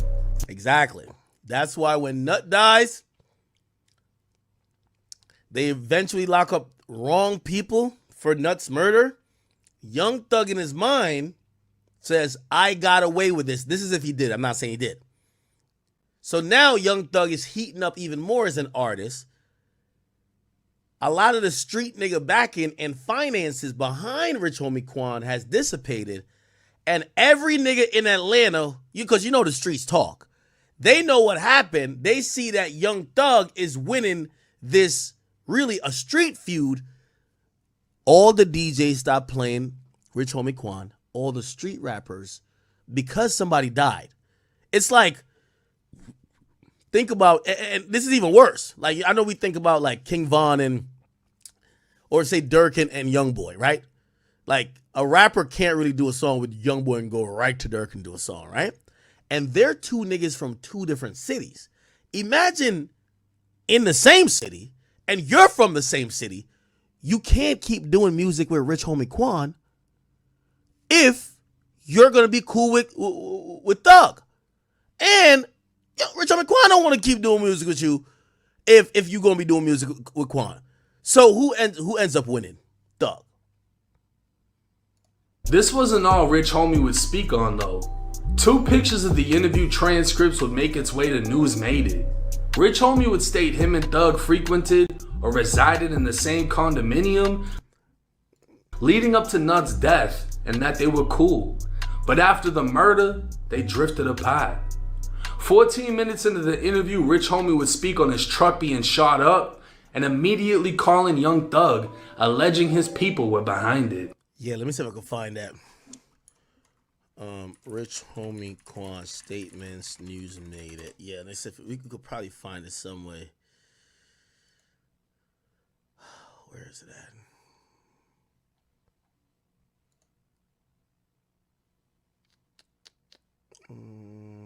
Statements. Young Thug, shut up. I'm trying to see if I can find it. Is it this? No. There's actually fuck. I know News Made It got deleted a couple times. Hopefully somebody got like the fucking thing. Anyway, yeah. So remember, Rich homie Quan, the reason why he ain't locked up on none of that shit, again, I'm not saying he not like that, but he ain't moving like Thug is moving. Thug is moving like Pablo Escobar. So they end up shooting up Rich homie Quan's vehicle. Remember, Rich homie Quan confronted Thug and said, did you have something to do with? I'm pretty sure he told him, nah, nigga, fuck you talking about, nah. Then Rich homie Quan vehicle gets shot up. So he tells the cops, yo, I called Thug and be like, yo, Thug, nah, bro. Yo, what's going on? Nigga just shot up my car. Nigga, you trying to kill me? Like, this is what's going on behind the scenes. He then speak on his father's barbershop being shot up. Then his father's barbershop gets shot up. And knowing whoever did it had something to do with Nut's death. 4 months before Nut was killed, a gunman would open fire inside of a barbershop, striking Rich homie's father 4 times. Now, when we get to here, because that's what I'm trying to tell you. Like, I'm not trying to disrespect nobody who's cool with Quan, but this is why I say that Quan's career is unfortunate. Young Thug was bullying these niggas. Like, this is why I love y'all Young Thug fans, but y'all be acting like this nigga's a saint. Young Thug was bullying niggas, having niggas under pressure. Nigga, put it like this. If I was Rich homie Quan, nigga, I would have booked a room at the police station telling on Thug. The nigga killed your manager. The nigga allegedly may have had a hand in shooting up your car. And then your dad gets shot? Bro, they're targeting you. I would be at, nigga, just give me a room at the police station, nigga. I'm sorry. Now, to try to make this shit 360, YSL Woody, Rich homie Quan, barbershop. Now, we all know YSL Woody is a shooter for Young Thug.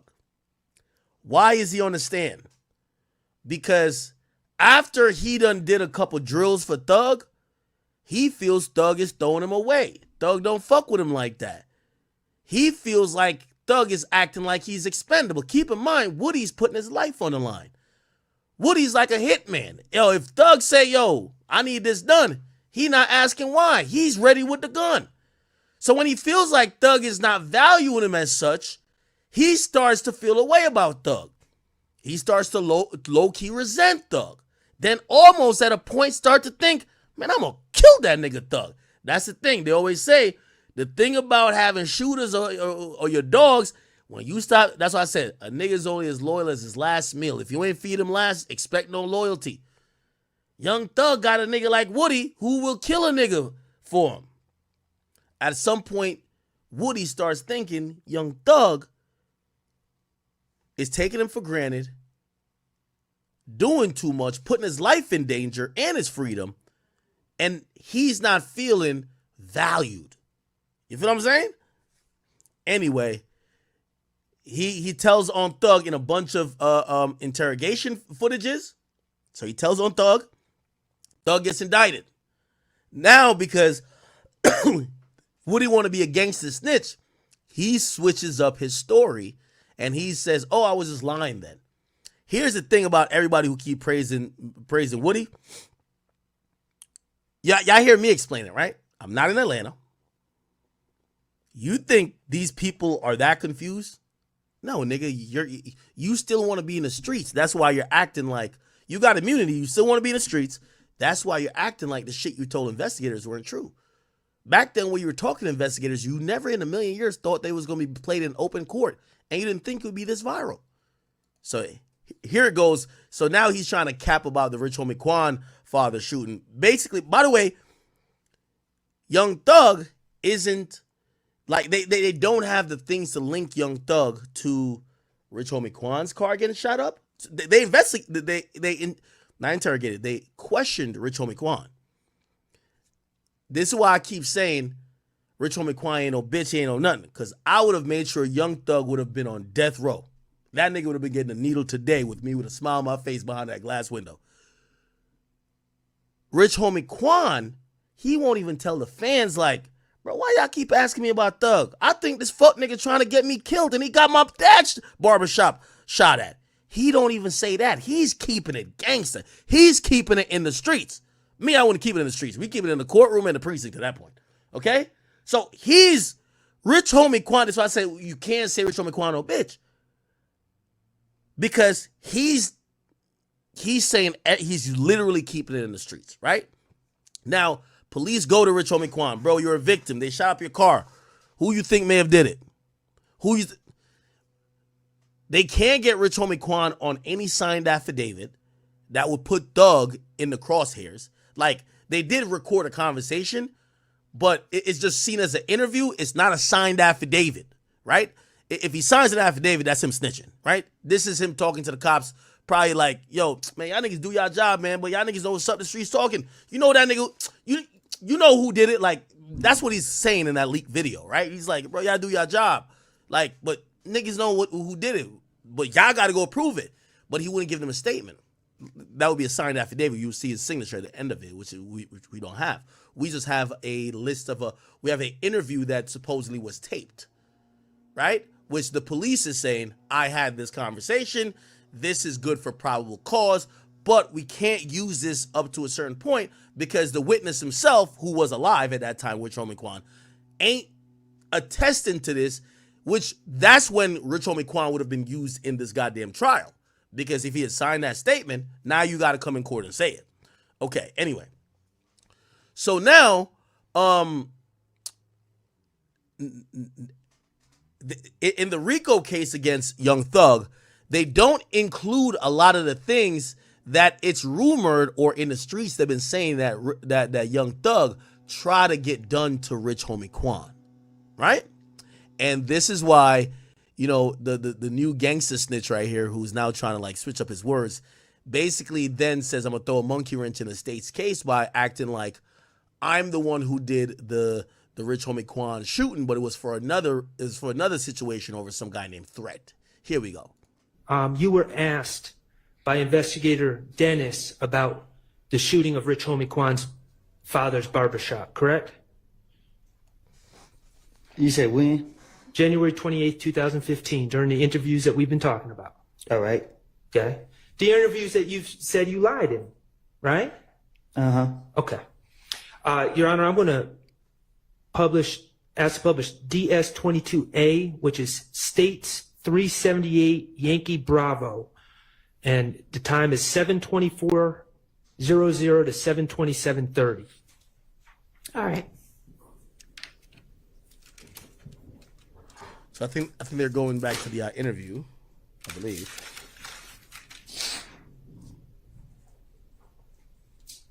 Okay, and on the screen, that's... By the way, again, I know some of y'all, you know, again, we are reflecting on the life, career, and death of Rich Homie Quan. If you're wondering what we're talking about, if you just tuned in, to fully understand why his career was at the place it was at in 2024, it goes directly into the Atlanta scene and what was going on that is at the core of this YSL trial. Yes, even though you never seen him in court, a lot of the reason why this investigation into YSL in a RICO capacity happened is because of some things that happened behind the scenes that we never knew about with Rich Homie Quan, obviously the death of Donovan Thomas, and obviously what happened made it to the place where Young Thug and Rich Homie Quan could never be cool again, and they could never be around each other again. That's you, Investigator Dennis, and Investigator Gaither, correct? Yes. Okay, thank you. Then Rich Homie Quan, like, you got 25,000 have Tate killed. It's like from the picture you just showed me? Nah, Tate who just got shot the other night. Oh, in the car over there? Okay. He had 25,000 have. We're going to get to Rich Homie Quan's father's barbershop in a second. This is when allegedly supposedly his car got shot up. Trevante Turner is now sadly deceased, correct? All right. When you were talking about him being shot back in 2015, he was also shot in 2015, correct? Yes. Okay. And that was Shell Cal who shot? I'm not for sure who shot him. Okay. Take killed. Who did? Just Rich Homie Quan shit. Cause he be telling me. So I'm telling Rich Homie Quan like, but you got any niggas in your house? These same niggas that shut up my house, bro. Right. Rich Homie Quan like, he like, bro, they just look like that, bro. He like, we the same shit. I'm like, but still, bro, you out here hating these niggas this and that. So Rich Homie Quan like, bro, it ain't dead. We the same shit. I just can't turn my back on. Like, it ain't dead, bro. You support these niggas, bro. So the more you support them, the more they gonna come out and do that. If you leave them alone. And in there, we still haven't gotten to the barbershop part, but in there, you're talking about conversations with Rich Homie Quan and his problems being linked to the Bloods, correct? I guess. Okay, and Rich Homie Quan not really being built like that. For sure. Okay. And the fact that he was scared to...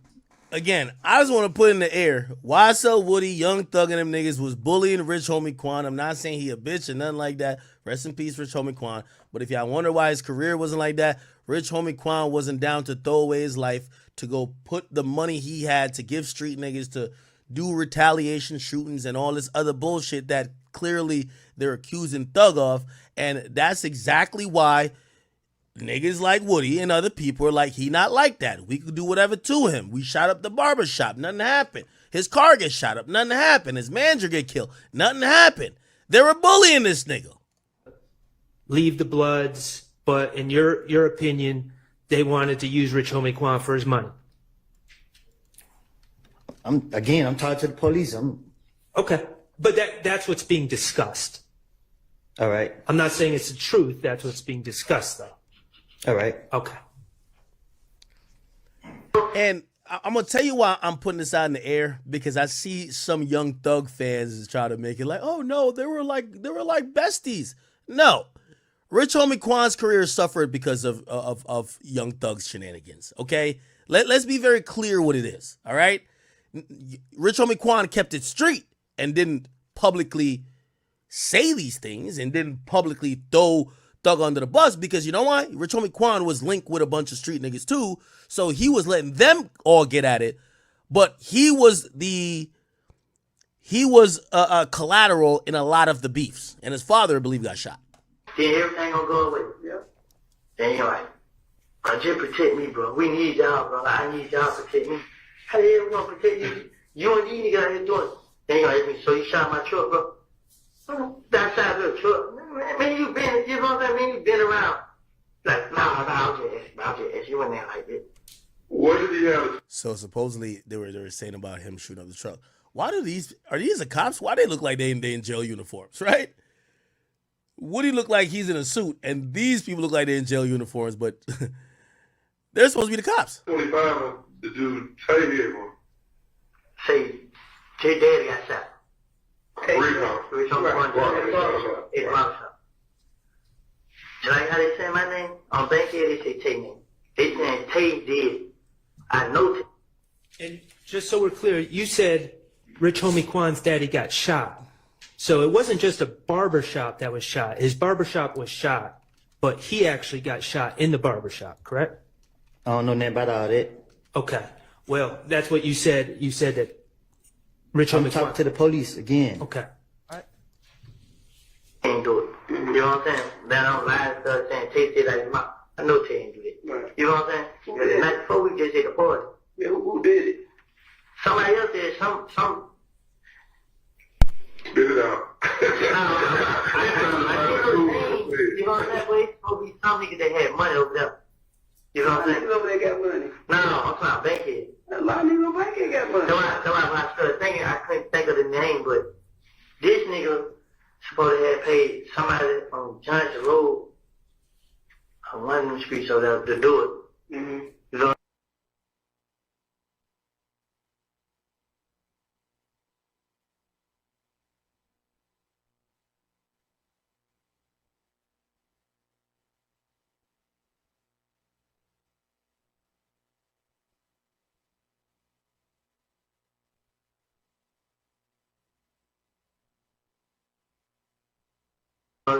To kill him and retaliate, to get that Quan? Or to target his daddy? Cause like the same day, we like, I was in the studio, I seen Quan crying. Like, oh, bro. And he tried to kill him dead. You know what I'm saying? But him and Tate had.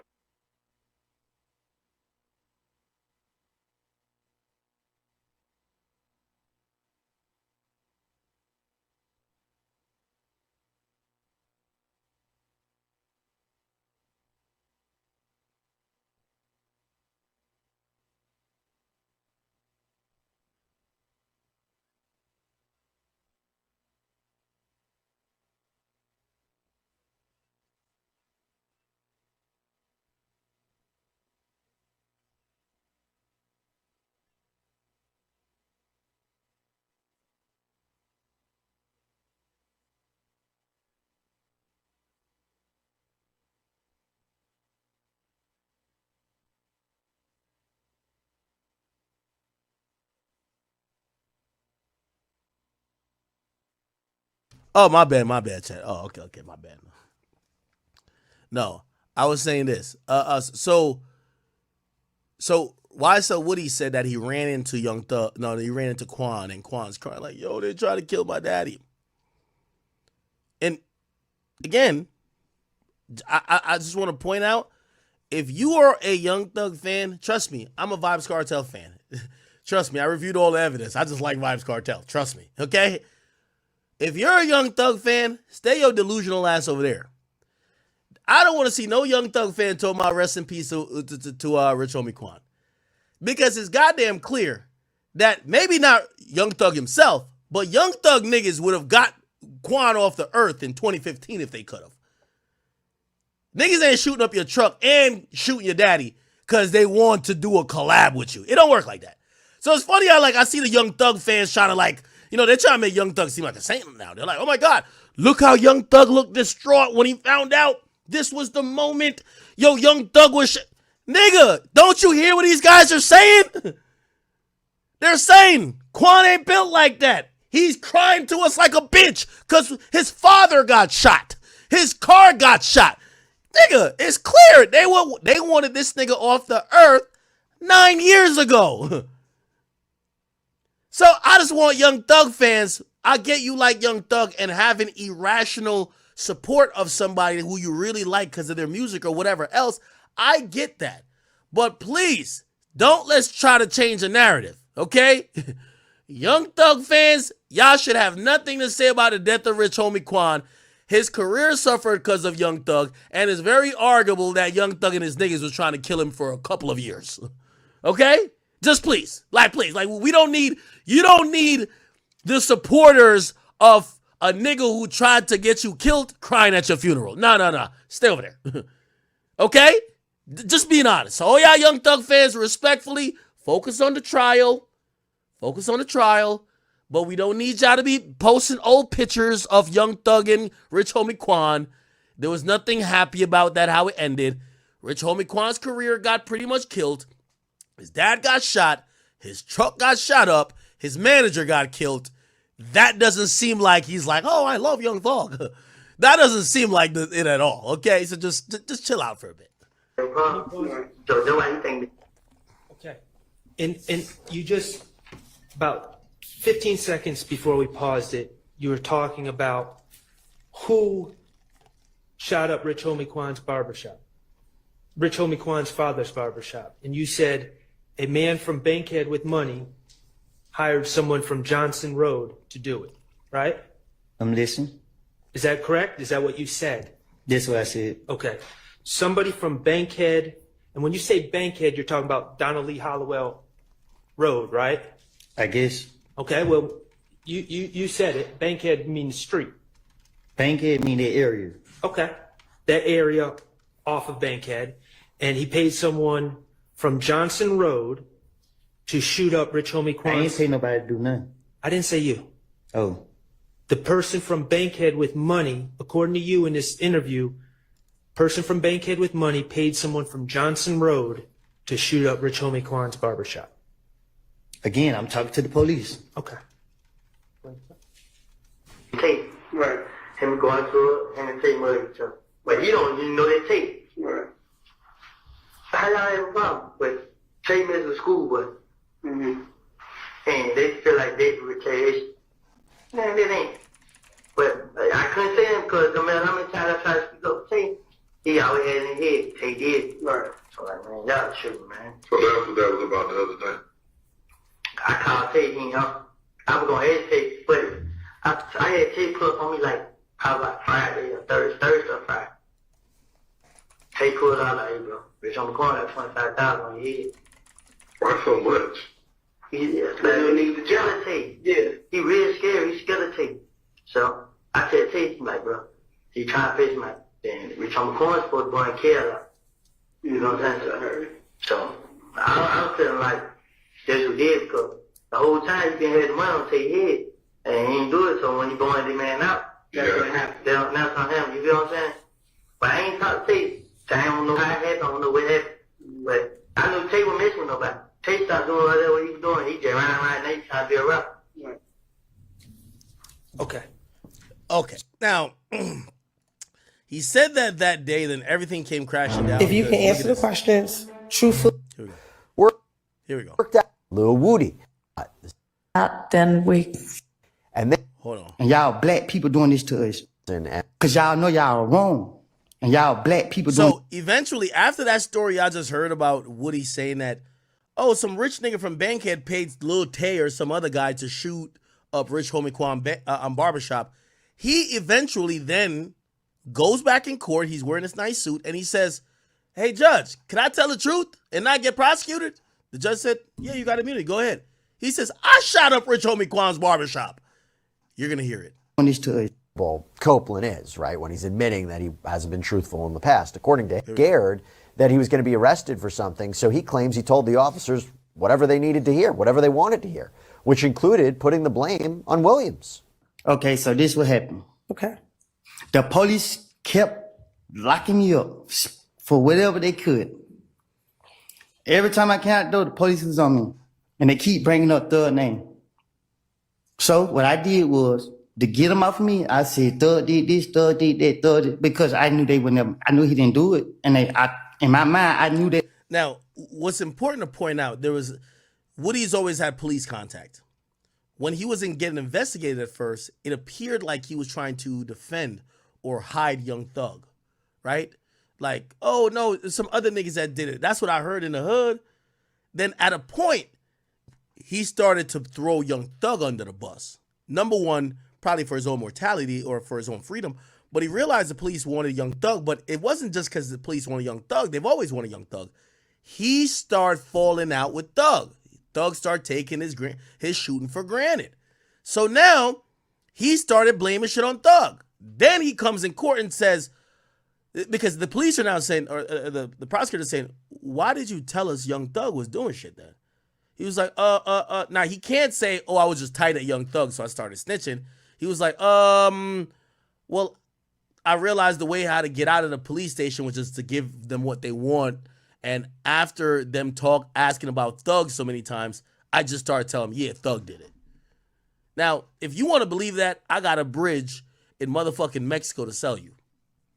Nobody's believing what it's like. It's clear to see. You and the prosecutors mentioned it. The prosecutors just suck. When you was Young Thug shooter, anytime you got questioned by the cops, you try to blame random niggas. When you and Young Thug start getting into it and you were questioned by the cops, you started throwing out feelers for the cops to get their man, which was Thug. You get what I'm saying? So now when he gets in court, he's like, I don't recall. Oh, I was lying to the cops. Here's the thing. The police are saying, well, if you say you were lying to the cops, you're lying to them when you said some nigga from Bankhead shot up Rich Homie Quan's thing, and then you hear him say, well, now could I tell the truth?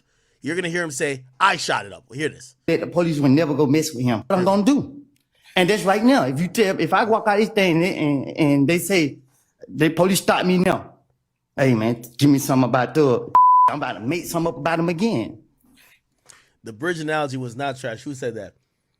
What I'm saying is that if you believe a guy who's a known liar, right? And he's now going to tell you, you have to realize the thing with Woody is that if Woody is a known liar, how do you know he's not lying now when he says, oh, I was lying to them back then? So you have to go on what makes sense to you. You can't go on, you know what I mean? The only reason why you'd be like, oh, maybe he's telling the truth now is because he has immunity and it's kind of incentivized for him to tell the truth now, right?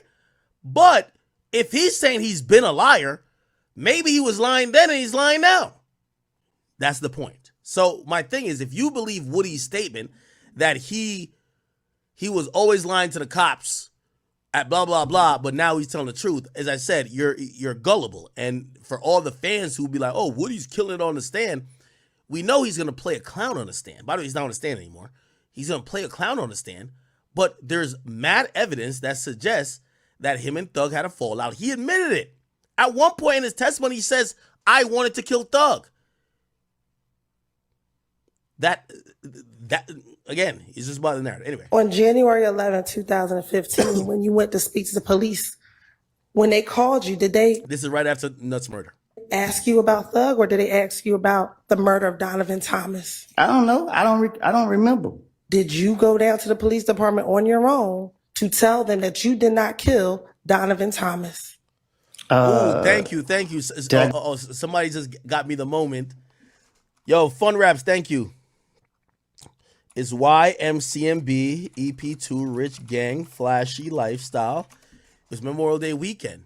Okay, good. So this is it. All right.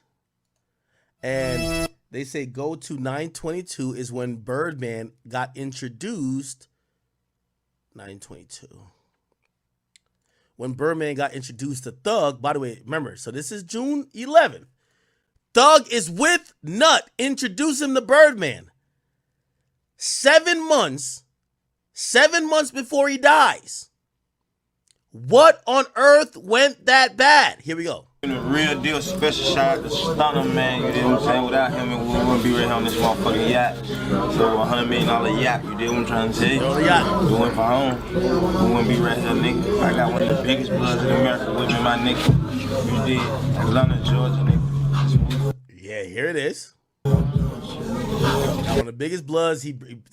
That's the guy who's repping Quan. You did what I'm trying to tell you? God, we going. Like, big shout out to Birdman and YMCMB Rich Gang, YSL for life. You know what I'm saying? Okay. This is pretty much the introduction of supposedly when Rich Homie Quan's boss meets Birdman and they meet on a yacht. You can see right here, Birdman. This is stories in the streets. They said Birdman came through with. You see, the thing with a nigga like Birdman will spend $2 million on you before you ever sign paperwork. Nigga, that looks so. And if you think about how he dealt with Wayne, it kind of makes sense. That looks so good. Of course, you want to be rocking with the guy who spends millions of dollars on you before you ever committed to anything he got going on. So of course, let's get the yacht. Let's bring the money. Let's go to the clubs. Let's do this. Thug is biting. Thug is in. This nigga, he a street nigga who historically, I won't get into too much of his past, but there is a past. He gets street money. Now, clearly, he's not getting Birdman money, but he's not that impressed. He's an older dude. He's seen money before. He a street nigga. Him being on a yacht in Miami, he's not a glitz and glamour type of nigga. He a Atlanta from the dirty side type of shit. Is there a dirty side? No, just like nigga who get out the mud. That's what I mean. he not that impressed by all of this shit. You feel what I'm saying? So when he meets Birdman, all right, cool. Let's see if the business makes sense. Business doesn't make sense to him. All right, bet. Yeah, see, Birdman. See, look. See, Birdman giving out gifts. You see? Look, he's right here. Birdman comes in. Yo, nephew. Here's this, here's that. Gifts. Could be 50,000 a box. Oh, your thug is like, fuck. Not gotta be locked in with Stunner. This nigga is why he's not impressed by that. He's an older dude. He's not in the limelight. He don't want gifts. He want paperwork. He want money in hand. Feel me?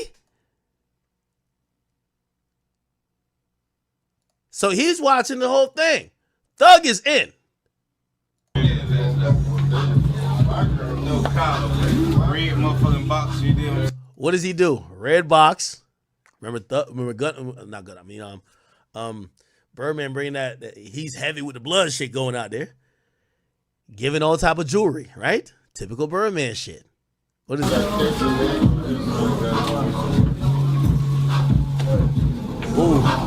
Ooh, that should say Rich Gang. I'm saying we Rich Gang. Come here real quick. You're the big motherfucker you did. See, for an artist, and this is just telltale signs of how artists moves. You get an artist a chain. Yo, I know white label owners. I want to expose this one guy because that's my guy. Yo, this is in all these rappers' budgets, but he bought label chains and he put it around the rapper's neck. The whole time the rapper's like, damn, yo, my boss is like, yo, he mad generous. He just gave me a chain that's like 40, 50,000. No, it's to control your stupid ass. He know you like jewelry. He gotta operate in the language that you speak. Jewelry. Get what I'm saying? You see, Young Thug wide open. He gave that nigga 2 boxes. Here's the next box he opening up. Young Thug is wide open. Look. Yeah, Birdman a good nigga. Oh man, what's that? Oh, he got the that star that Birdman got on his head, the red star.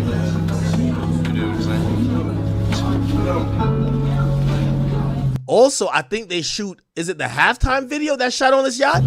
Yeah, happy birthday, you know what I'm saying? Everyday birthday.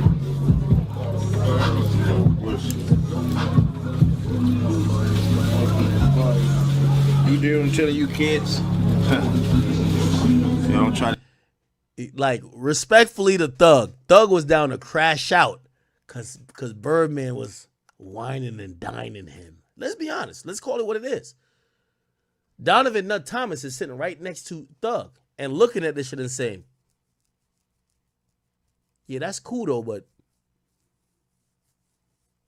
what a deal at? Like, feel me? This stuff at home. Don't try this at home. I only got one of them. Yeah, 1-on-1. Yeah, 1-on-1, man. Ain't no limited edition. Yeah, man, appreciate it, Stone. Who is this, chat? Who is this? The shooter, Pee Wee Roscoe. You see when, hey, make sure Wayne Torbus don't get out of Atlanta without a couple shots. Real nigga. You know real nigga. You put a chain on a nigga neck, he turned into a crash dummy for you. That's a fact. I learned that. Look, Donovan Nut Thomas is right here. Y'all gotta observe Donovan Nut Thomas' demeanor the whole time. He's peeping it. And he's realizing that Birdman is buying these niggas trinkets. And Thug is just ultimately loyal now. The shooter, Pee Wee Roscoe, he ready to be a crash dummy. Watch his body language. Watch. Ain't no limited Look, edition. just watch him. He right here. He right here in the way. Yeah, man. Look. Whole time he on the phone, he kind of peeping these niggas though. He peeping it. He peeping. Look, hand on the chin. He's watching how these niggas is switching up at a little piece. Yeah, man. Now we doing big shit, yeah, bigger than the yacht club, man. Millions and billions, that's your motto, but yeah, why I said rich guys bring real mafia shit, man. Yeah, man, we giving a real deal special shout out to Stunner, man. You know what I'm saying? Without him, it would.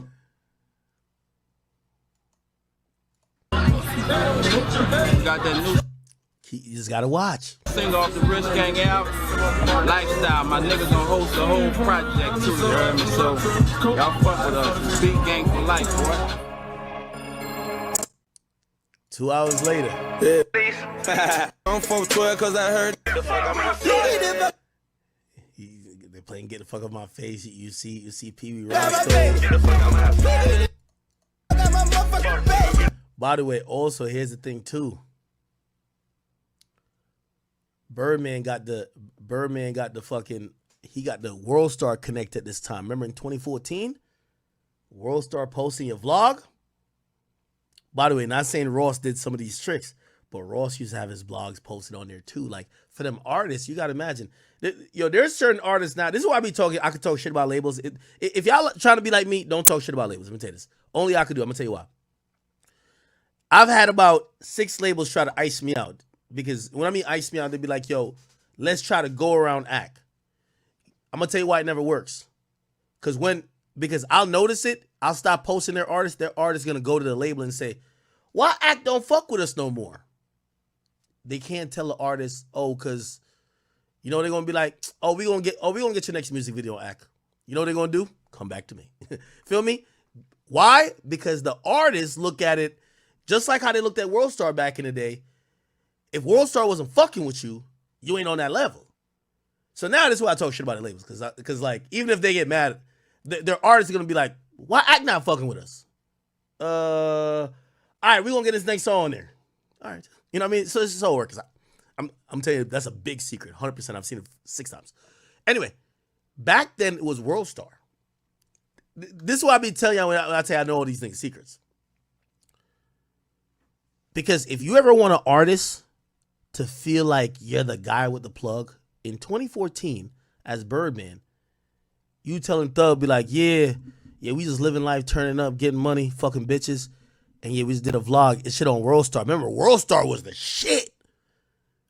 Right? World Star is the shit. So these artists are gassed out of oblivion. Is this OT Genesis? Yo, OT Genesis has been clubbing for like 10 years straight. I don't know how this motherfucker does it, bro. He's good. Wait, they don't love you. Oh, look at Khaled back in 2014. 6 ain't friendly, but oh, she gon' see some shit and shit. Yo, nobody has ever done it like Birdman. Not Diddy, not Jay-Z, not Dr. Dre, none of these niggas. Birdman's a nigga who used to bring out the car, like he's bringing out Bugattis. When you see your label owner with a $3 million car, this is what I'm telling you about looks. This is why Birdman is successful too. Like Birdman, a lot of times you look at Birdman and just look overly flashy, but artists want to be that. Like the white executive that just got like, he might have a $300,000 plain Jane watch, but it's like some rare watch that it don't pop off the shit. Birdman's going to pull up with a duffel bag of money, a $3 million car, all the ice in the world. Like he going to look so good. Like he looks so good on a nigga level to the nigga eye. Bro, you got to sign with him. You feel what I'm saying? Bro, if your CEO hop out of a $3 million car with $2 million in jewelry on, and he say to you, yo, play, and he brought you to the club, you saw bitches do shit you never seen before, he brings you on the biggest yacht, and then you go to Atlantic Records, and they're sitting in there, and they're like, hey, I'm not going to lie, I like this song. This song sounds good. Where you say you're from? Canarsie? Who you going to sign with? Nigga, I'm signing with Birdman, nigga. That nigga just showed me the world. He showed me the lifestyle. He got the money. He telling me if I just fuck with him, he gonna show me the riches. This is why Birdman, and by the way, it's worked for him. Birdman, if you ask me, he's a single, not even if you ask me, I don't think this is arguable. Birdman is a single most successful executive that's been black in the game. More successful than Master P, Jay Prince, more successful than Of course, Yo Gotti, P, Jay-Z, Diddy. He's the most successful nigga ever in this music industry as a black nigga who came in the fucking game. And a lot of it was that nigga showing the lifestyle. That nigga really showed the lifestyle. They don't wanna see. She ain't ready for it. If I ain't the greatest, then I'm headed for it. Yeah, that mean I'm way up. Thing with Birdman too, because he wasn't faking the funk. Birdman don't fake the funk. Birdman will pull up with the $3 million Bugatti in the hood. Birdman, he a gangster too. He gonna pull up in the hood. He not the corny nigga that you signed to. He pull up in the hood. Every nigga around him is shooters and killers. He's fucking with gang members. Yo, of course you gonna fuck with that nigga. Yeah, the 6 ain't friend. Yo, all due respect, Yo Gotti, P, Rick Ross, all of these niggas is Birdman's sons. No disrespect, and these guys know I fuck with them. Because I talk to pretty much all of them. They're his sons in a sense of being a label owner, an executive. When you see Yo Gotti buying Glorilla whatever car or bringing her on the jet, he's imitating what Birdman used to do. He would bring a fucking Lamborghini or bring a fucking Bugatti. Like, didn't he gift Wayne a Bugatti? Birdman gifts Wayne Bugatti. Like, no, or something of the sort. Am I tripping? I thought he gave. Yeah, look at this. Brought me and my son, man. They call Benjamin Schemes. They just hit the flow. I just want to feel brand new, yo. Whenever I do something for myself, I like to do it. Like, yo, Birdman's the boss of the bosses, bro. My son too, you heard me? That's just us. Shining all the time. I'm a stunner, so I'm gonna do that shit till I die. I just like to have new shit all the time. If anybody remember Cash Money from the early 2000s or even the late 90s, because I watched the old videos, yes I have, Birdman used to have like 20 stretch limos at his crib. Like, Birdman is hip hop on steroids. In hip hop, they always say that the artist, they said when it was a privilege to have color TVs, everybody had black and white. A hip hop artist gonna be like, yo, I got color TV in every room. They're gonna talk about shit that nobody got, because that's how you brag in hip hop, right? When everybody had the big back TVs, everybody gonna be like, yo, I'm watching this on the flat screen. You get what I'm saying? Like, hip hop is always about bragging on somebody, saying, I got what you don't got, and even the other rich niggas don't got. Birdman has always lived that.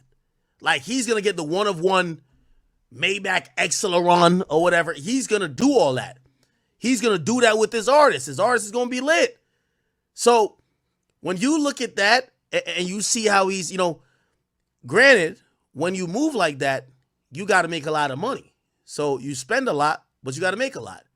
But if you do both, you still get a lot of money that you save.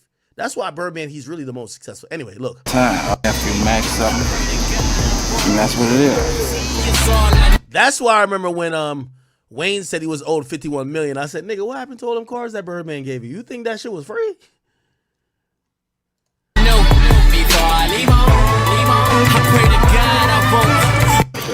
Hey, you ready? I don't know what. Like, no disrespect, Mac Main ain't have a bop in his life. No disrespect, Mac Main. I know you're about to respond to me. I'm sorry, Mac Main. I like you, bro. All we know Mac Main for, he's a Young Money president. What he did on what's the name of that song? I could be a bedrock. Yeah, that's all we know Mac Main for. Nigga, he getting gifted $300,000 cars. I don't know how to work this shit. It's a whole different type of key. That's how you know you shouldn't have the key. You hear me? That's probably the love. You know what I'm talking about? Love. I don't know how to do this, but I'm serious. Hey, you ready? Man, I don't know what this, but I ain't never had a key this heavy, man. I gotta. Let me tell you this.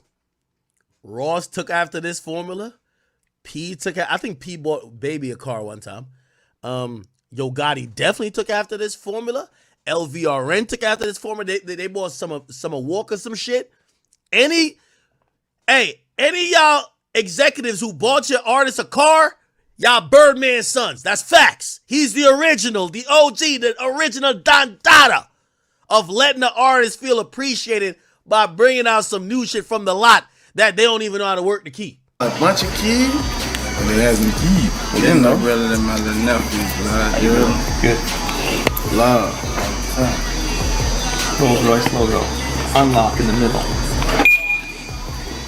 Trunk. Oh, shit. Auto. Oh, no, you. Lock button. My other uncle, that's how you, that's how you lay it out. Oh, man. I appreciate that, dog. Shout out to Slim. I know you told me. Slim and Baby. Really appreciate that.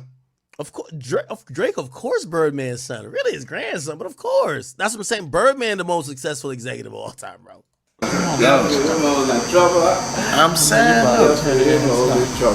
Yo, somebody says, yo, nigga, yo, who bought the RAV4s for TLC? Yo, who is it? Who is it? Oh my God, I'm forgetting. Him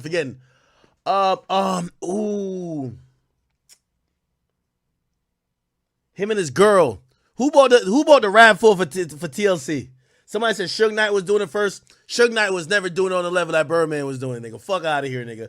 Suge Knight might have bought a BMW, nigga. That's it, nigga. We talking about foreigns, nigga. We talking about shit that niggas like. Birdman was buying his artist cars that you didn't. They don't do commercials for.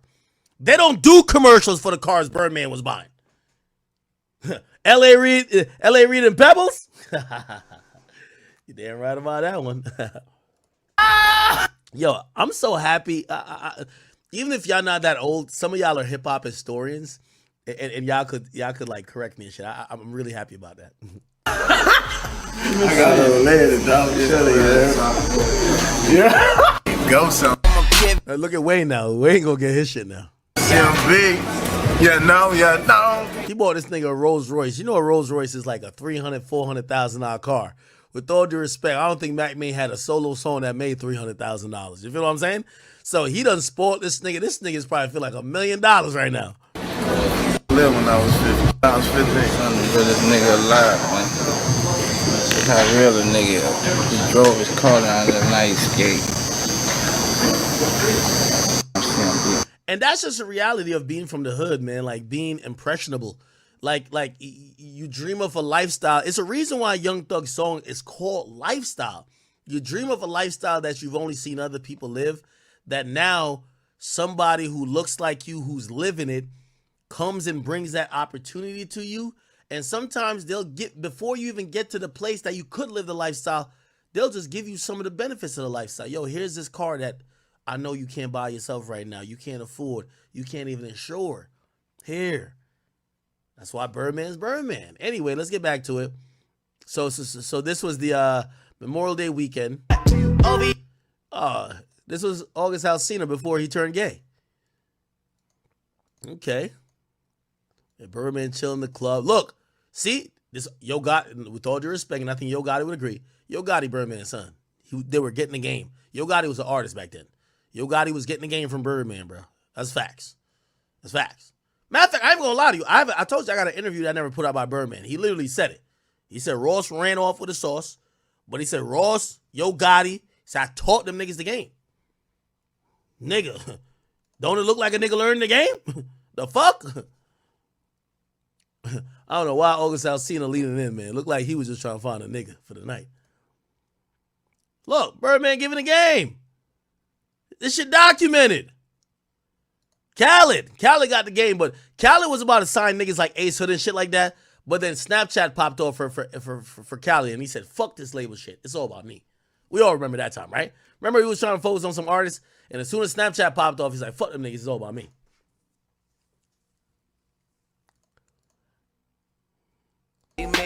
Oh, this is right where our Fountain Blue is. Fountain Blue Club live. You go across the street, all the yachts be over here. Okay, so yeah, you go over there, you get on the yachts. Look, niggas excited. It's not even that big of a yacht. It's probably like probably more than a 60-foot yacht. What is this? What yacht is this? One thing Birdman was good. He was always good at showing us the lifestyle. Like I ain't gonna lie. Like, for example, look, Travis Scott was just on a yacht. He got arrested. Remember, he got arrested. I reshowed the thing. Travis Scott's not like trying to vlog the yacht. I think back then, niggas didn't even know the Miami lifestyle. So it was like, it was good that they were showing it. These days, bro, 5-year foreign goes to motherfucking Miami and gets on some crazy yacht. You know what I mean? But if you bring a nigga from the hood who never been on a yacht, never been to Miami, you gift him 2 chains and whatever. This shit's going crazy, right? Oh, here we go. Tonight we're gonna be at Live. Yeah, he was at Live all the time. A lot of my homies in. Probably about 200 of us, about 100. Compton Menace. See, he was always tapped in with the Bloods. Just with us tonight. And we're just doing that life. You know, that rich gang life. You know? Same shit, just a different day. C5, boy. We out here about to take over this year, 2014, no game. I'm show y'all niggas how to do it for real. You got the streets on smash. Come get a nigga out the trenches. I want to let y'all know for real, you heard me? My nigga from the A, you heard me? We be down there putting it down, representing the gang, you feel me? Lifestyle. My niggas gonna host the whole. Alright, anyway. Okay. So back to Woody. I know we strayed off a little bit. It's all good. Back to Woody.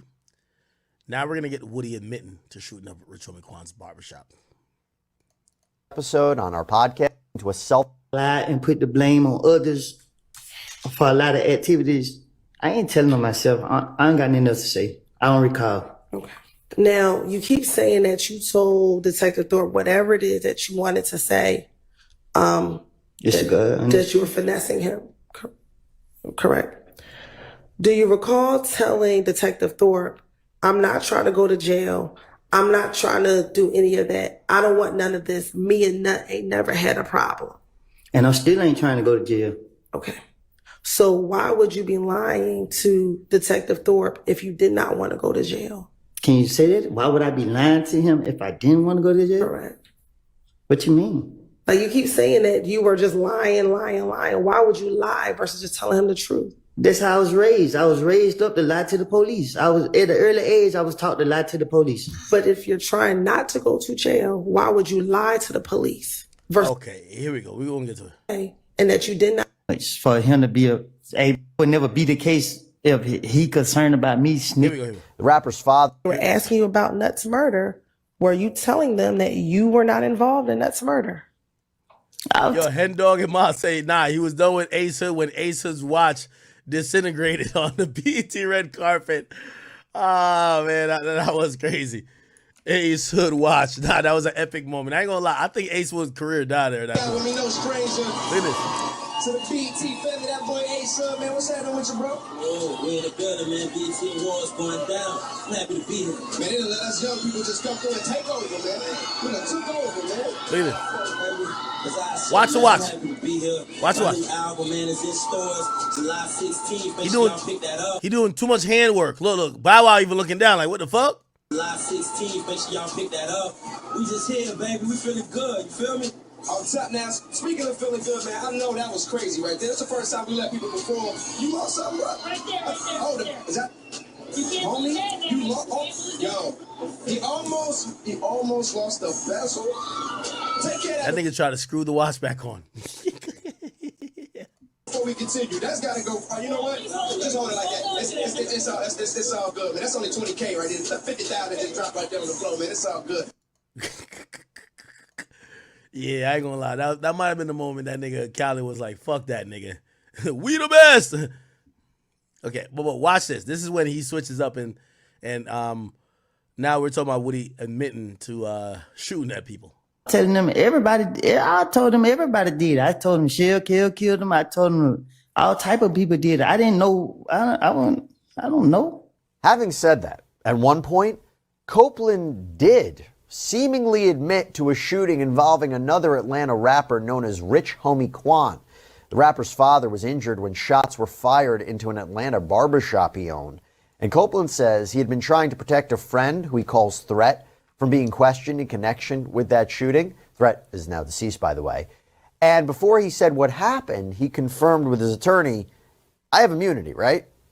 Do you recall telling the investigators that at the Cascade skating ring, you confronted Kel about them shooting at you all from the bushes. What happened in Nut got nothing to do with YSL. This some excuse me language. This got everything to do with Threat. You know what I mean? I was trying to protect Threat from the get-go. You know what I mean? Threat, and they had some more stuff going on. Like, was Threat at the gambling house when it got shot up by Kel? Young, you say nothing I say can be used against me? That's right. Me and Threat shot up Rich Homie Quan Daddy Barbershop on Bankhead. I don't know what happened with Threat and Rich Homie Quan, but I'm a ride with my brother. And they was beefing. And yeah, we put up and did that. Okay. I ain't gonna lie. This is diabolical, chat.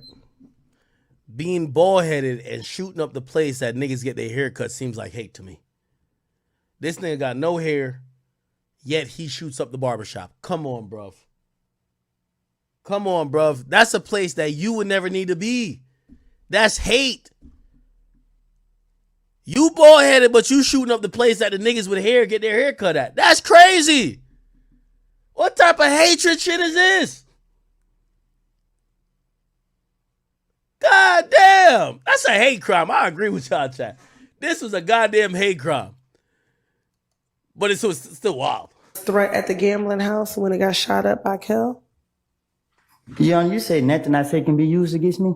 That's right. Me and Threat shot up Rich Homie Quan Daddy Barbershop on Bankhead. I don't know what happened with Threat and Rich Homie Quan, but I'm a ride with my brother. And they was beefing. Now, here's why this is interesting. Because his immunity says, if anything he says factually, which means if he lies, number one, he would be breaking the agreement of immunity. But second of all, he would be putting himself at the risk of getting charged or incarcerated for perjury, which means the immunity says you have to tell the truth. He says, I shot it up, or I was there with this guy Threat that shot it up. It kind of seems like that should be the truth. That's a definitive statement that he's now opened himself up to a perjury charge or getting charged for it, period, if he didn't do it. Anyway. And or not get charged for a period. His immunity being your immunity's void. You lied. Yeah, we put up and did that. Okay. And as a result of, why did you and Threat shoot up Rich Homie Quan Daddy's barbershop? Because I'm a ride with Threat. Okay. Did Threat tell you why he was shooting I up don't the ask no barbershop? questions. I just say let go. Damn. And when Rich Homie Quan's barbershop was shot up, was that in September of 2014? Do you remember? I don't know when. I know we went up there and shot it up. Okay. Was it before Nut was killed? Yes. Do you remember what happened the day that you and Threat shot up Rich Homie Quan's daddy's barbershop? What you mean? Like, do you remember that day? What led up to you going to the barbershop and shooting it up? I told him let go do it. Oh my God. I ain't gonna lie, man. Woody's entertaining as fuck. What led up to you saying, I told him let go do it. let's go do it? Why? Threat was mad. He was like, he keep scaring my name. He was talking, playing like we somebody to play with. And I was ready. I had them choppers on deck. Now, I had them choppers on deck. Did this shooting of Rich Homie Quan's daddy's barbershop start the beef between If Gang and YSL? The beef was never between If Gang and YSL. Okay. The beef was between me, Threat, and Shell Kell. Rich Homie Quan. Because They were Shell Kill was trying to ride Rich Homie Quan. The streets threw YSL into what me and Threat had going on. Now you clearly know he's lying, right? This is a guy who turned on Thug because he was a pawn, and Thug, he was a shooter who was a pawn usually, and Thug started treating him like a pawn, and when he felt undervalued, he started throwing Thug under the bus. Now he's on the stand. This is what I'm saying. You got to use your common sense. He's on the stand and he's saying, well, YSL inherited the beef that me and Threat had. That's just not how it goes, sir. El Chapo doesn't inherit the beef of the foot soldier that's expendable. He himself said he was mad at Young Thug because Young Thug was treating him as expendable. Why would Young Thug, who's controlling YSL, inherit the beef because of him? Especially when you're shooting at Rich Homie Quan, someone that Young Thug has made millions with. Makes no sense. This is how you know he's lying. You get what I'm saying? Well, that takes me back to the shooting at Lakewood, right? Can you repeat it? Sure. You just said that the streets brought YSL into what you and Threat had going on, correct? That's what you just said? Mm-hmm. Is that a yes for the record? Yes, my bad. So according to Copeland, there wasn't any sort of problem between him and YSL. That was just a rumor that had been going around. And he once again seemingly looked for reassurance that what he said on the stand cannot be used to come back to bite him. Remember, what he says can't... Well, if somebody you just... I can't remember who it was with me. Okay. So how do you know you didn't want them caught up in your shenanigans? Because I wasn't going to put nobody else in my... I just wasn't going to do that. Okay. So after you pulled the gun out on him, did you shake hands with him to say that the beef was over between the two of you? Nope. Okay. I pulled the gun out and let him know I could have got you right now. Okay. Wait, who you pulled the gun out on? You pulled the gun out on Shell Kel. What happened? So he's saying Shell Kel was Rich Homie Quan's like muscle.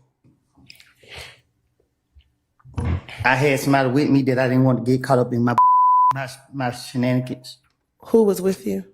I can't recall. Well, if somebody you just... I can't remember who it was with me. Okay. So how do you know you didn't want them caught up in your shenanigans? Because I wasn't going to put nobody else in my... I just wasn't going to do that. Okay. So after you pulled the gun out on him, did you shake hands with him to say that the beef was over between the two of you? Nope. Okay. I pulled the gun out and let him know I could have got you right now. Okay.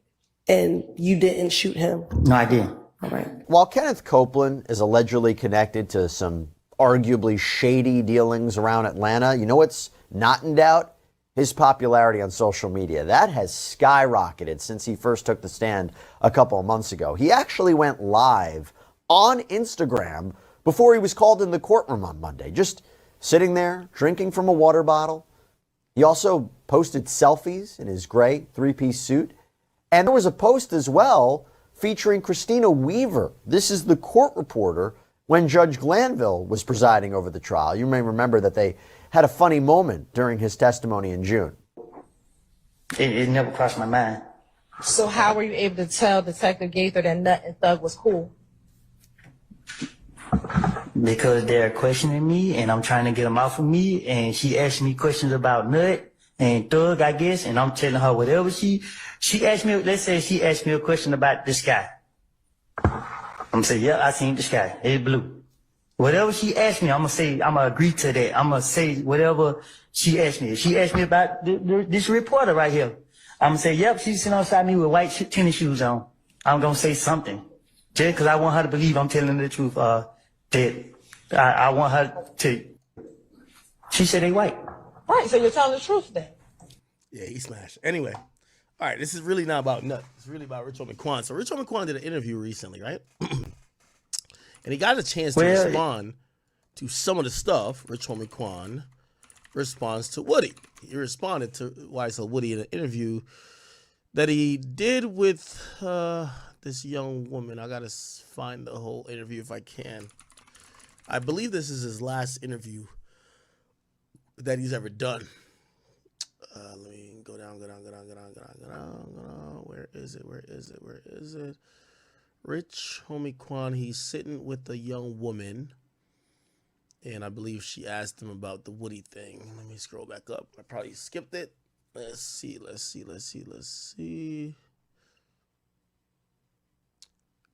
Yeah. Where is it? Right here. The young woman is her. Let me go find her interview. It appears to be. Okay, here. So this is 2 days ago. So a day before his death. This is the last interview that I know is on record. To Eric.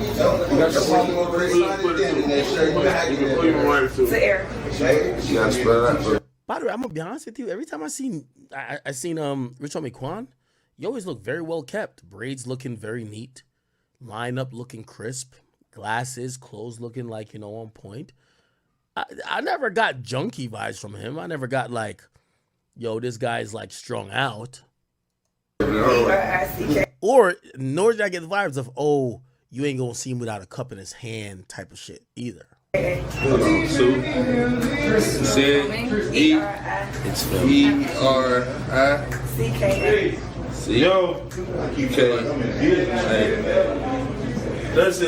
he said they gonna do this, whatever it is with old girl with the hat. He doing the joint with old girl with the hat. Cowgirl. Ready to go. Hard knocks.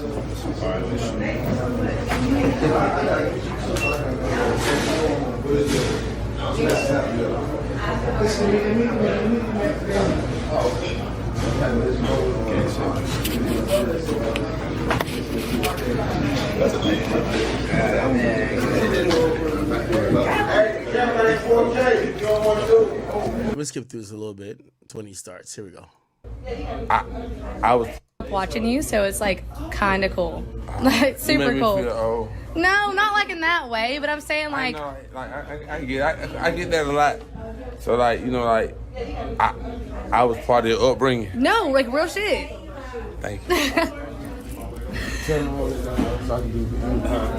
Okay, so Be unquiet it down. what was your favorite cartoon when you were a child?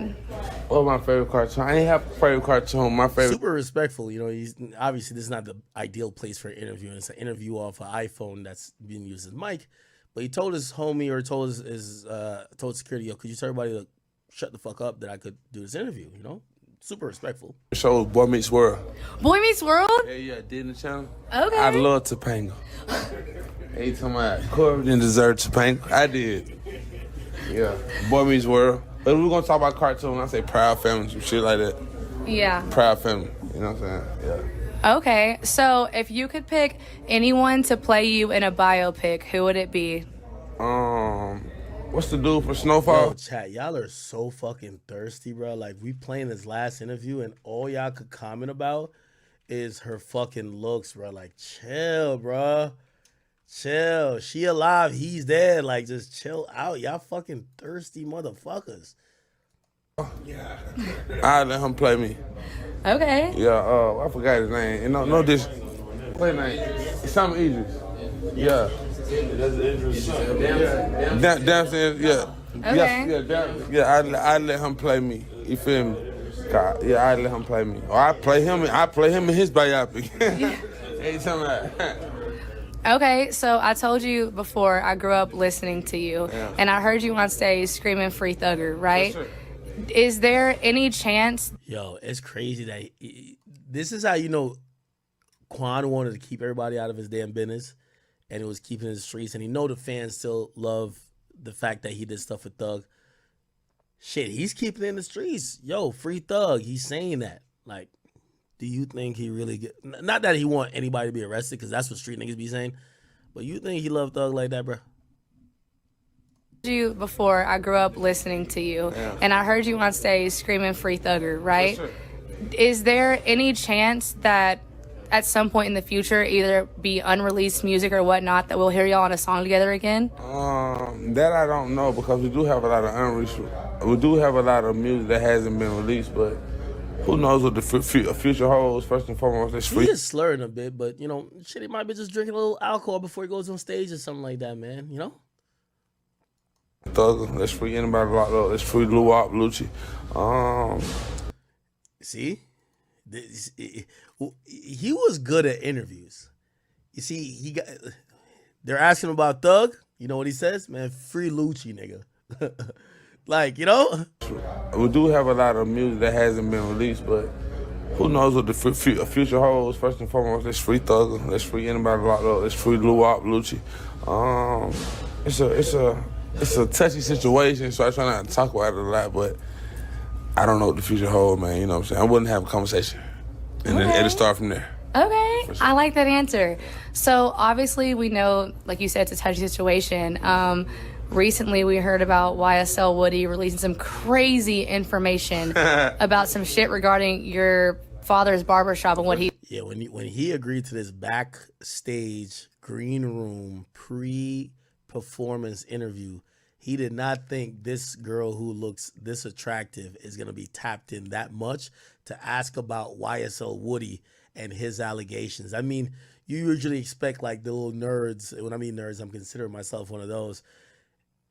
Internet history or rap history, internet gossip nerds to know about YSL Woody. This attractive girl who usually knows about just hit songs and pop shit is asking about Woody. He did. Yeah. So what do you feel about his statements being said about him basically shooting up your dad's barbershop? What is a liar? What are you asking? What are you asking? About his statements being said about him basically shooting up your dad's barbershop. What is a liar? Woody's a liar. The barbershop did get shot up, but it wasn't like, I don't want to talk much to it, but it wasn't like he is over it. Yo, she came with some like pretty good questions. And I'm gonna be honest with you. Hey, chat, let me tell you this. Attractive women don't make great interviewers because like niggas want to flirt with you, niggas want to keep it surface level. Nobody want to talk street business with a girl who looks good. Like, you know what I mean? Now, if you a mid chick or ugly, all right, maybe. Like, this is why a lot of attractive women don't get into podcasting. Like, attractive women, we either want to have sexual conversations with or don't want to see them talk, period. We don't need their opinion. You're good already. You've hit the checkbox of life, right? So we don't want you asking us nothing too crazy. We don't want to talk to you nothing too crazy. Like, I guarantee she started to be like, yo, hey, Rich Homie Quan, what's your type of girl? Oh, he be perked up. Pause. No, did he? Like, all right, yeah, I'll tell you, shit, you a bad bitch. I'm going to tell you what type of girl I like. You know what I mean? A girl with long hair with a cowboy hat. You know what I mean? A girl with like, you know what I mean? Like, yeah. Exaggerated it because the same day the barbershop got shot up, it was up and running. So it couldn't have been like what he said it was. So we're going to hold that down. Shout out to Woody. But niggas know. Yeah, I'm gonna be honest with you. You could say he not. Look how his face changed as soon as he turns away from her. Yo, he's pretty good at answering these questions for the media. Obviously, he's been answering them for like years because people been asking about Thug, and he can't really say. Well, you were hearing him on that leaked video to the quote unquote detective. You ain't hearing him say to like the fans. So he's been good at deflecting, but you could tell what his real feelings is. The barbershop did get shot up, but it wasn't like. I don't want to talk much to it, but it wasn't like he has over-exaggerated it because the same day the barbershop got shot up, it was up and running. So it couldn't have been like what he said it was. So we're going to hold that down. Shout out to Woody. But niggas know. Okay, yeah, absolutely. Sure. So what is up next with you and everything you have going on in your career right now? Oh, man, how do I keep my feet back? We got music, like, no, I ain't gonna lie, like, we got a plethora. I said the right word, a plethora of music. It's more about, I just want the people to appreciate the music. You know, in the time we in right now, I know I'm a little older, it's like, you play a song, and shit old in 2 days, so it's like, when I get in the studio, like, I really take it, I'm passionate about it, so I don't want to drop music on deaf ears, so I want to have like a market, and I just want to cross my T's and dot my I's, but the music is definitely ready. We should be dropping around, I don't want to give a definite date, but I will definitely say before my birthday, which is October. You know what I mean? Okay, yeah. Gotcha. Okay, last question, we're going to keep it quick. I totally fuck with your outfit right now. Who are you wearing? Give me the rundown on what it costs. Give me the ins and outs of what your outfit is right now. Down to the chains and the jewelry. I don't know. That's what you want a bad bitch to ask you, man. See, you start smiling now. You don't want her to ask you about no what's up, Woody, and your yo. You know what's crazy? This is how much niggas don't check for like bad bitches having like an Instagram. Your shorty has a last interview of Rich Homie Quan, and she has 48 subscribers. Like, this is crazy. This is how much people really don't check for like attractive women doing interviews with rappers. Jerry, I just be buying Jerry. I don't know. I don't ask the price. I just swipe my card.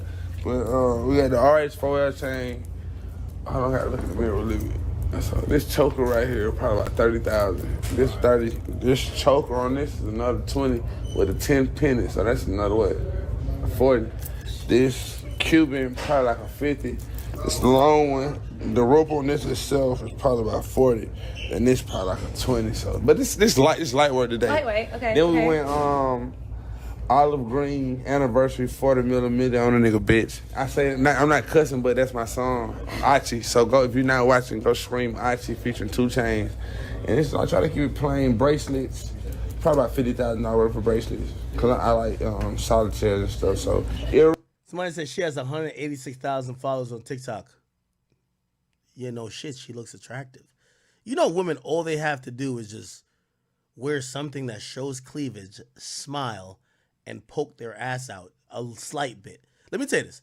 I always keep saying this to women. No, like, if you a woman and you claim life is hard for you, unfortunately, baby girl, you're not an 8. You're below.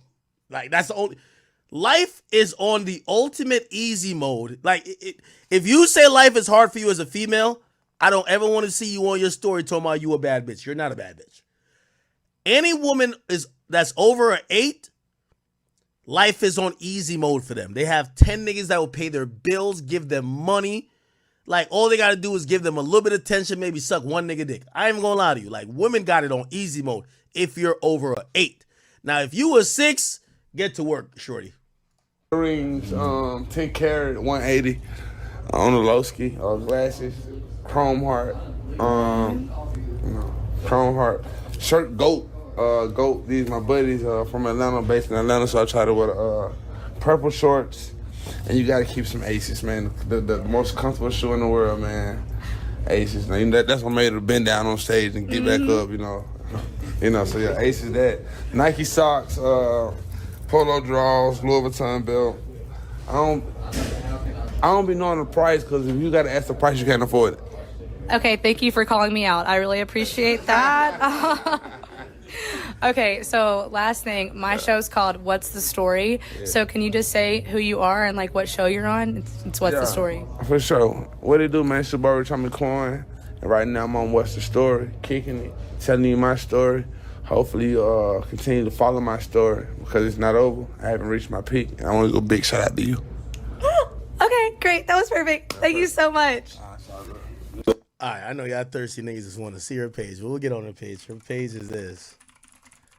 Chat, if I'm lying about this, y'all tell me.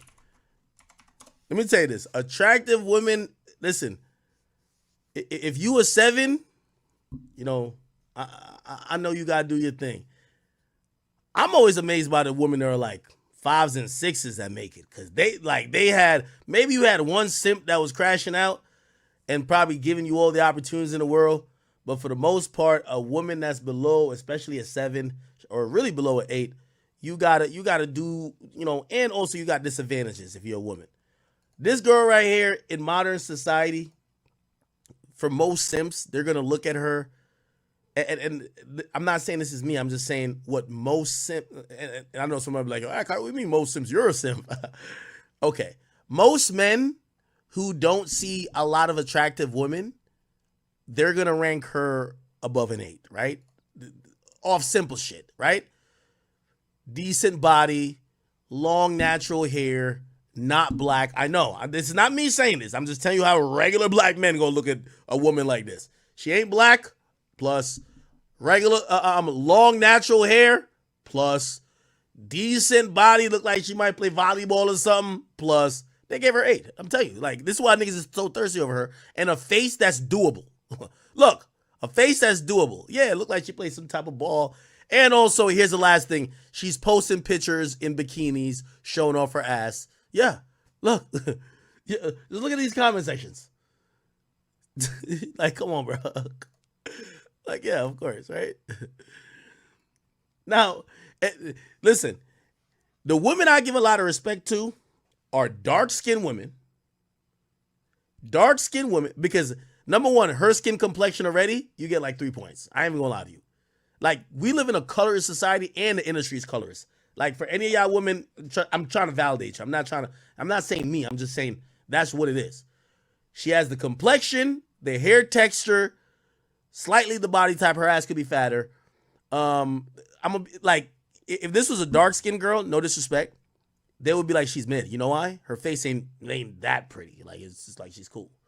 But she looks mixed race or Spanish, right? Curly, long, natural hair, got a nice butt. Yeah, niggas gonna say she's an 8. That's how it goes, okay? So niggas gonna be in her DMs. What's your Cash App, shorty? Let me take you on a date for a band. Yo, you got an OnlyFans? Like, niggas is thirsting for her. You get what I'm saying? It is what it is. It just is what it is. You know what I mean? So that's why I empathize with women who are darker skinned. Y'all gotta really work to get in this industry.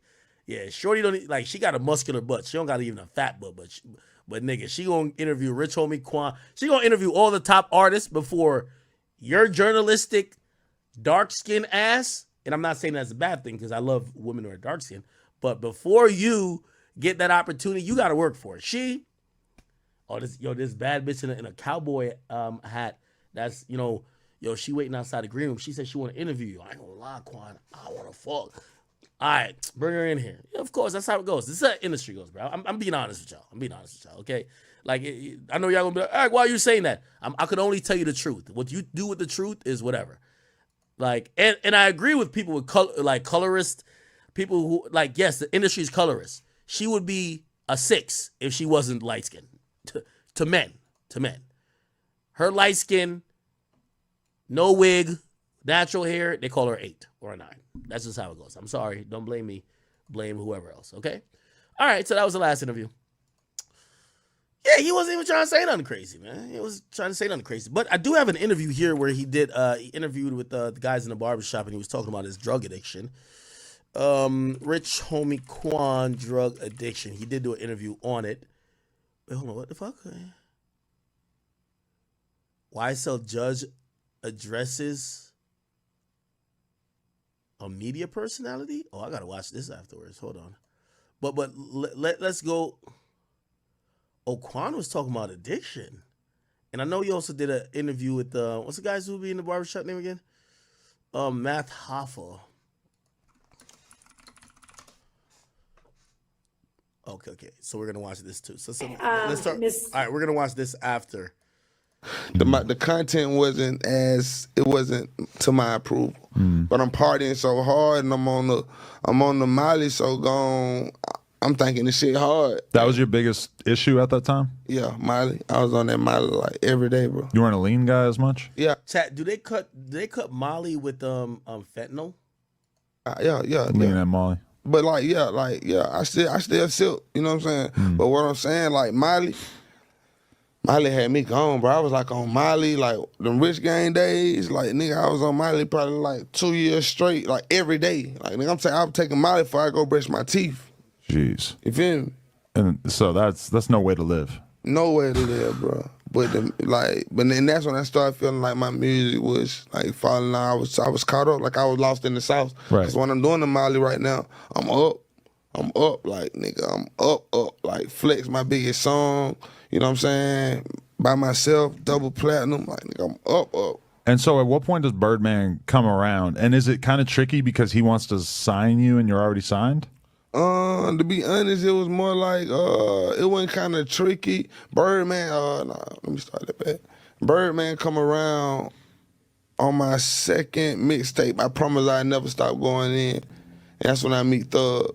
we get the first song we do is Boy Get the Fuck Out My Face. I don't know how long before then Bird and Thug had already been communicating, but like. But you didn't know Thug outside of this. No, I didn't know. Okay. But I was a fan of Thug though, Right. like, cause Thug had been rapping in Atlanta for a minute. You know what I'm Right. saying? So everybody had knew a Thug. You know what I mean? He just kept getting better as the years went by. But I had met Thug when I was working with Gucci, when he was signed with Gucci, because Thug would be over there at the studio, Migos, RP to Takeoff, all of them would be like Takeoff they would be on the couch, Thug over here, me and Gucci working. You know what I'm saying? Me and Thug was doing songs then. It's some songs you can Google, Thug, Gucci, and Quan. You know what I mean? So it was like, that's when I first met him. But now I'm signed. By then I wasn't signed. You know what I mean? So now I'm signed and Get the Fuck Out My Face, the first song we do. And after we do that song, me and Thug build a relationship. We just working every day. And it went from working every day to Quan, but I want you to meet Bird. You know what I'm saying? So I don't know how long Bird and Thug had already been communicating. So I meet Bird in Atlanta, and he was like, "Hey, nephew, man, I want y'all need to stay in the studio." So we started recording at Dart. Dart was Dallas Austin's old studio at the time. So Bird was like, "Yeah, man, I'm gonna rent." He rented the studio out for 3 months. So we up there just working. Thug got a room, I got a room. So we just just working collectively. And he just like, "Nephew, we gotta put this shit out." You know what I'm saying? And he knew like. All right. Let's get back to the drug use. He addresses a little bit more here. Let me ask you a question. Let me ask y'all a question, because I know Joe Budden at one time, I think he had gotten that more Adam 22 for like either releasing a video of somebody or like re-uploading it after they died. And it was like, oh, like, yo, that's like nasty, right? Like, yo, why are you, the day the person dies, like you're trying to gain extra views and you're uploading more shit. Do y'all think that was, do y'all think that's a foul thing? I remember I kind of was in an interesting spot where I'm cognizant of people saying, yo, it's kind of weird and kind of like look like you're trying to profit off of somebody's death if you're uploading some clips of somebody dying. But I remember when I interviewed PNB Rock, like that was like the last interview he did, and like he died shortly after. And while rolling out the interview, like literally while rolling out the interview, because I was on Spotify at the time, while rolling out the interview, we used to roll it out in clips because we couldn't put the whole thing on Spotify. And I remember saying, damn, am I like capitalizing off the death? Like, I'm not trying to capitalize off his death. And nobody really gave me shit for it, because like it wasn't like, oh, you did an interview like 2 years ago and you're putting it back up. But I'm wondering what people think about that, because I just noticed, I remember Adam being called out by Joe, but then I see Math Hoffa, not saying that Math Hoffa should get shit at all, but looked like they did some shit with Rich Homie Quan like a year ago, and looked like he put up a clip that had to do with Rich Homie Quan talking about addiction a day ago. Now it did 200,000 views. Obviously it's pretty relevant to, the situation of him dying. I'm wondering what people think about, is that like capitalizing on his death, or is just, no? I don't have an opinion really. And I don't think it is, but I do know sometimes people will, like, I think if Adam or Vlad did this, niggas would be like mad. I'm like, yo, why are you doing that, bro? Right? But I don't have a problem with it anyway. Anyway, let's play it. Am I playing it? Okay, they did put a rest in peace, like, splash screen before.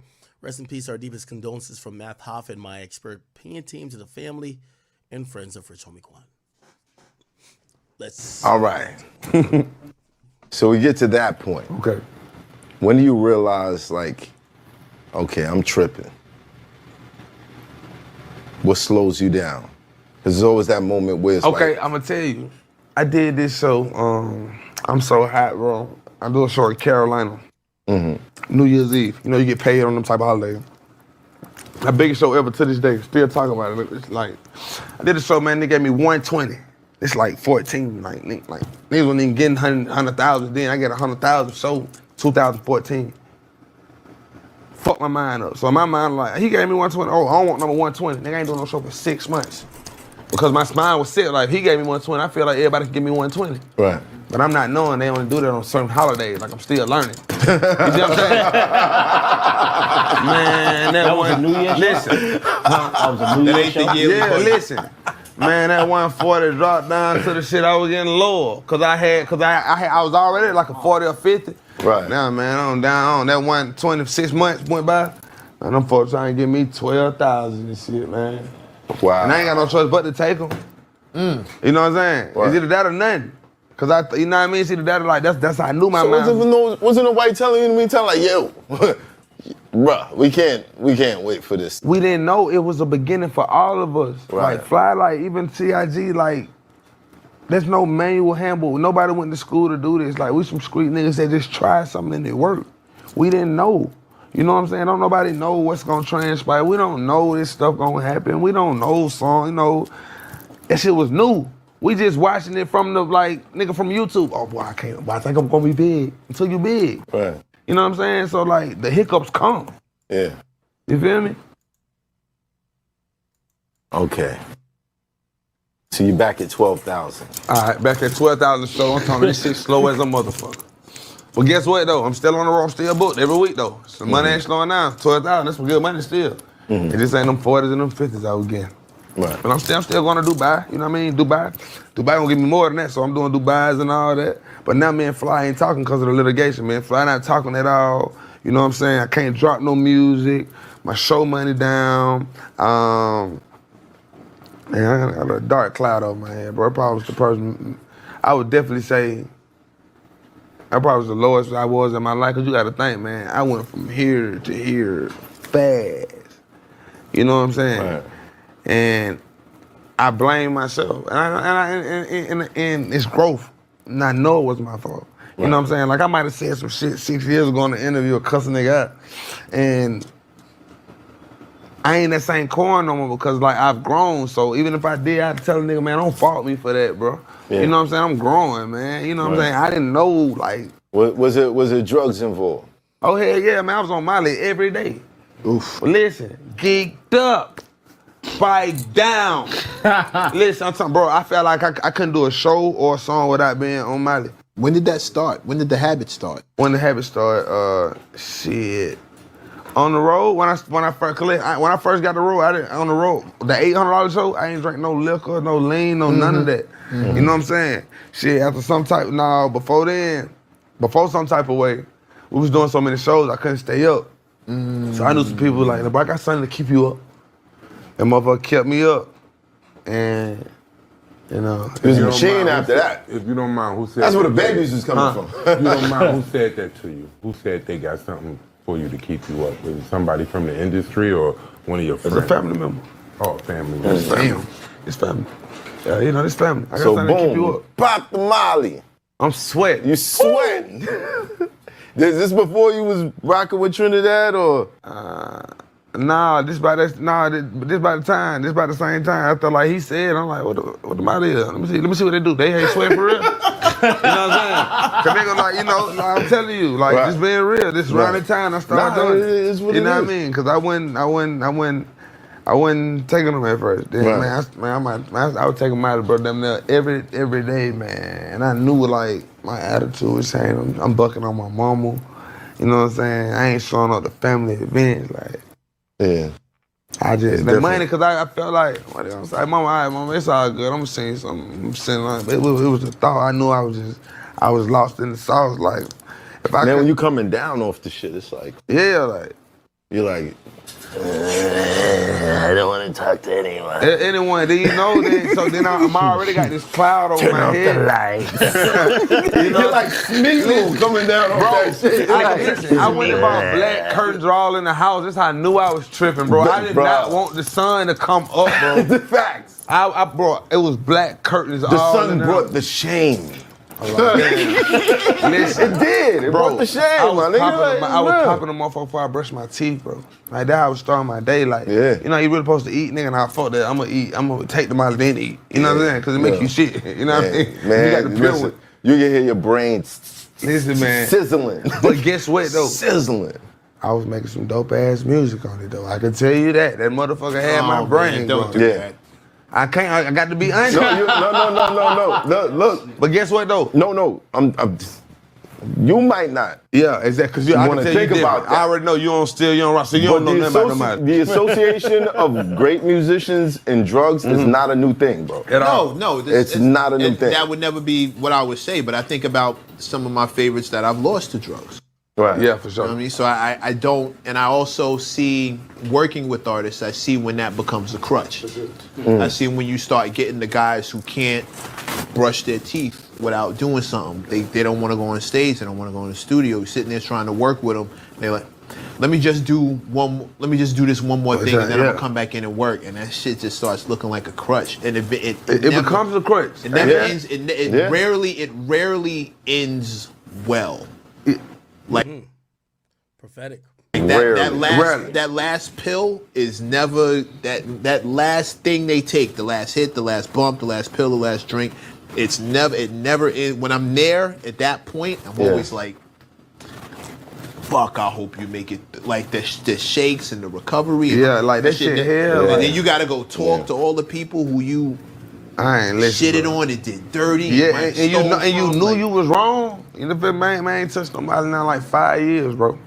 5 years, bro. That's what I'm saying. Because when I first started making that music, I didn't know Miley. You feel me? So I had to get back just to myself. Like, this ain't, you ain't going out like that, little bro. Right. Like, I'm not going out like that, man. All I think about, boy, they already say like David Ruffin. That's when I used to have a Rich Homie Temp. Yeah. He's like, but David Ruffin. And I ain't like, nah, he was a drug. Nah, he wasn't out on drugs. Don't compare me. Don't say I look like him. And I don't, and that shit was, you know what I'm saying? Like, yeah, I shook that shit, bro. Yeah. I shook it, man. Cause like one day I had to look at myself outside of myself. I'm like, boy, you tripping. You tripping. And real time. A lot of artists have sat in that chair and talked about those times. I was shocked when Meth been on the show 3 times. Method Man, shout out to Method Man. Big shout out. And it wasn't until the 3rd time. So sad.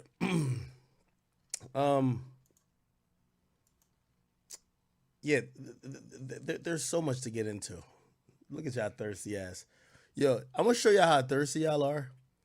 Look, before I show this page, this has 17 comments. Let me see if any of y'all niggas commented. If I refresh it, it should still say 17. If it say 18, y'all, whoever is the 18th comment thirsty. It say 22. You motherfuckers. You motherfuckers. Look at these niggas right here. Rest up. You know Rich Homie Quan has an Instagram page. Why you go to her page, nigga? Nah, this is crazy. Grew up to this man's music. Look at these niggas. Look at these niggas, man. You thirsty motherfuckers, man. You thirsty niggas. It's all good. All right.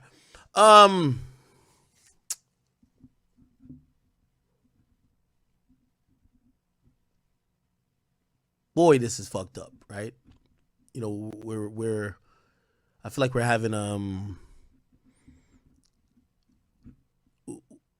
like this is a Rich Homie Quan course about his career life. We're gonna get into obviously some of the music too. But man, watching some of the feedback is crazy. I'm watching a lot of the feedback. It's absolutely crazy. Before we get into some of the specific feedbacks, I seen Quan Rondo say something. Quan Rondo said, I don't really usually do things like this. By the way, it was after the news that Rich Homie Quan's album, I Promise I'll Never Stop Going In, went to #1. Quan Rondo said, I don't really do things like this, but it's fucked up that people only love you when you leave, coming from an artist. If you show fans, if you're a fan, show your favorite rapper you love him or her now. People want their flowers when you can put it in their hand, not on their gravesite, bro. I came into the game looking up to Rich Homie. Everybody know that, so I gave bro his flowers. The rest of y'all fake as hell. My QRN logo came from Rich Homie Quan. Everything about my beginning was motivation off Rich Homie Quan, and he wasn't even popping at the time. I agree. I do believe that Rich Homie Quan It's like many rappers who we take for granted.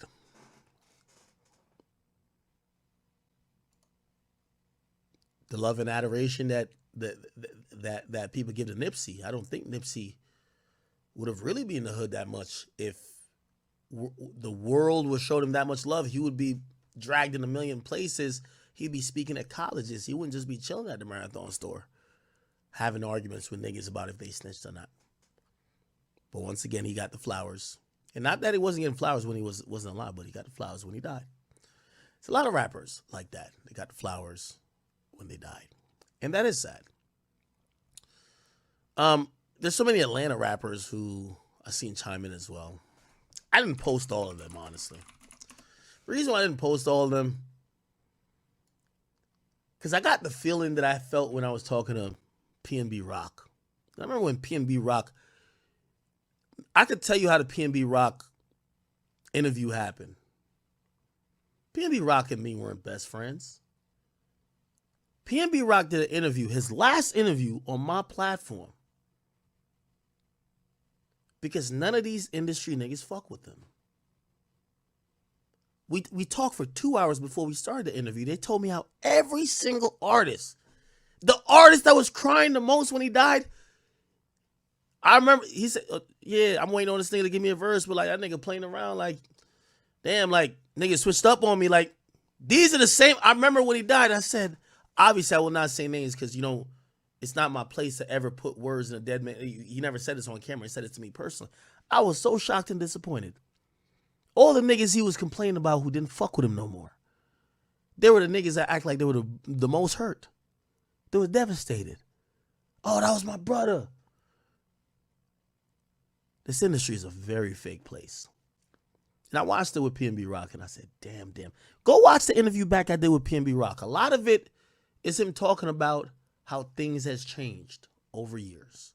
When he came in the game and when he got hot, cool, but he made a couple mistakes as a youngin'. And a lot of things changed.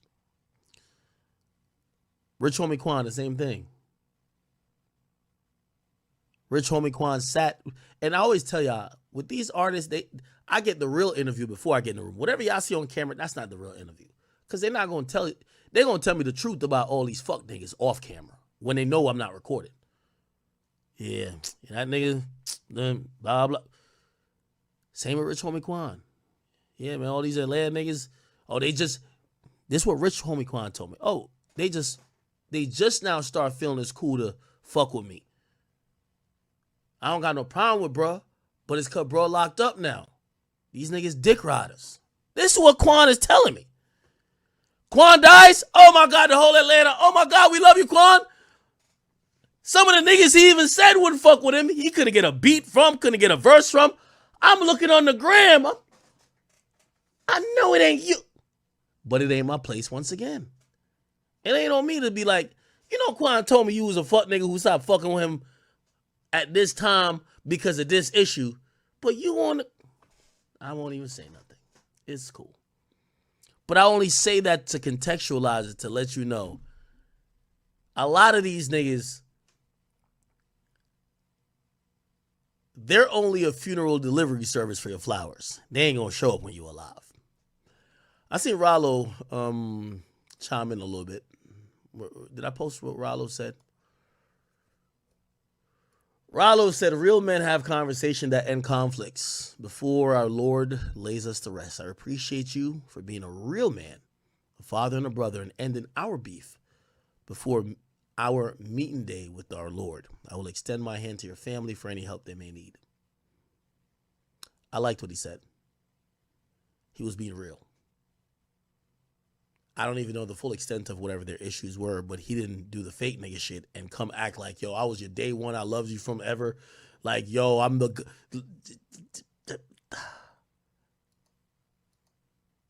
I respect the realness about that. Now, somebody who actually, you know, from everything, and this ain't one of the fake niggas. I'm going to be honest with you. He did speak about the passing of Quan. He said, rest in peace, my brother Quan. I love you for life. Rich Gang. Legend. Okay? I didn't post I ain't gonna lie, I was a little bit disgusted by half of Atlanta. I didn't post the rest of everybody doing whatever. And not that everybody else is fake. It was just like the nigga had to wait till Young Thug got locked up to try to get back into music and try to get back onto the mainstream. And even then, not one of y'all gave him a hand. But as soon as he's died, like, oh, let's go back to 2014. Yeah, he was lit. He inspired me, but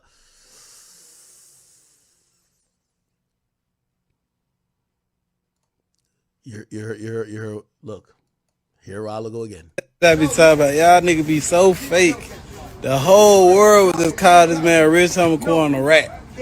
I'm gonna be honest with you. I heard from several rappers in Atlanta when that audio leaked of Rich Homie Quan talking about Thug allegedly being involved somehow in the death of Nut.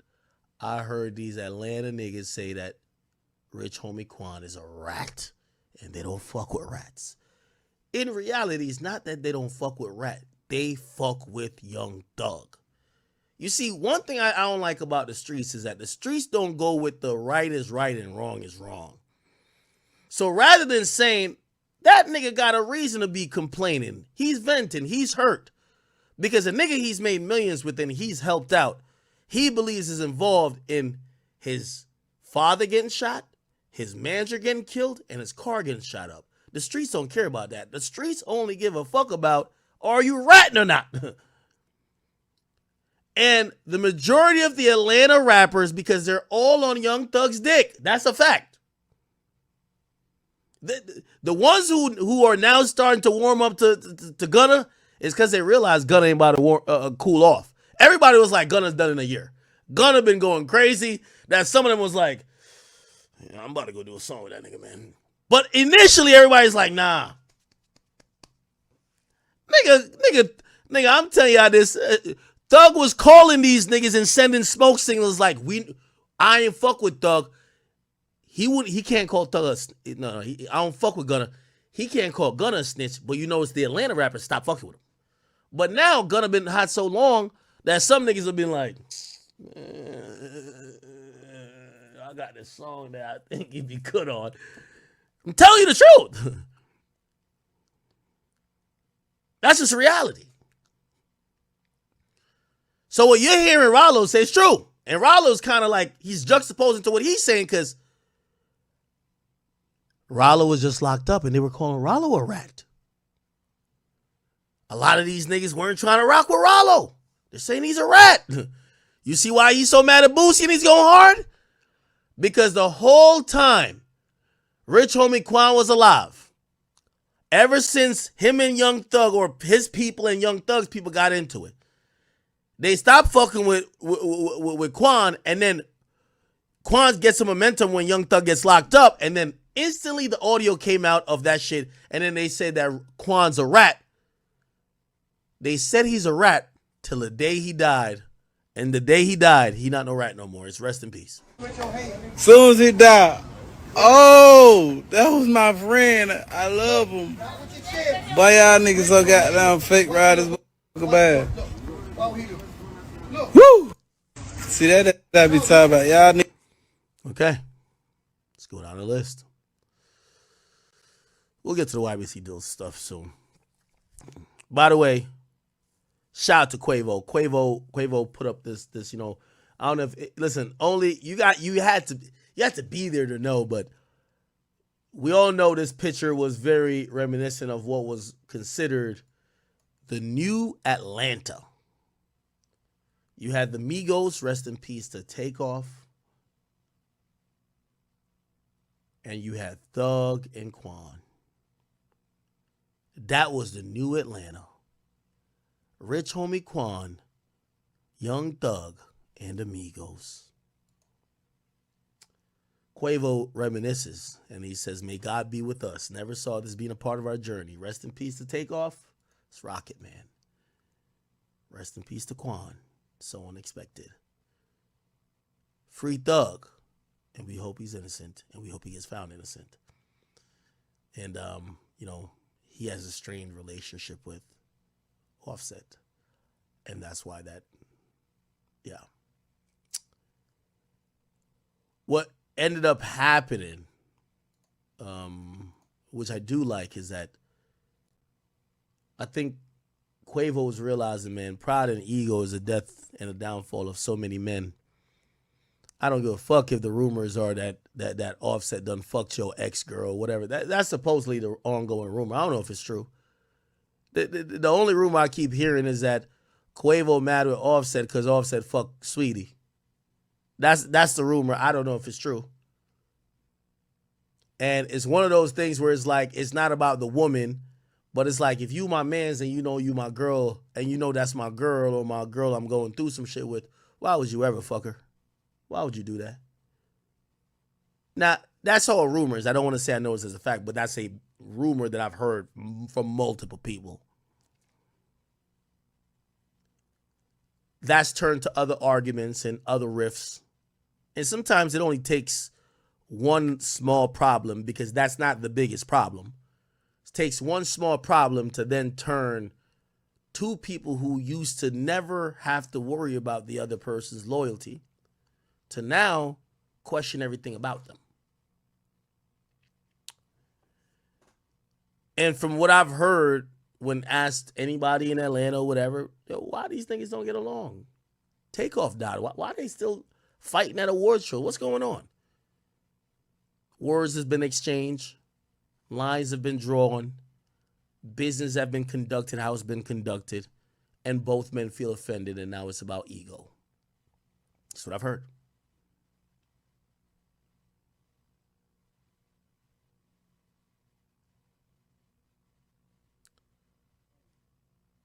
I'm glad that Quavo is realizing that this life is short, man.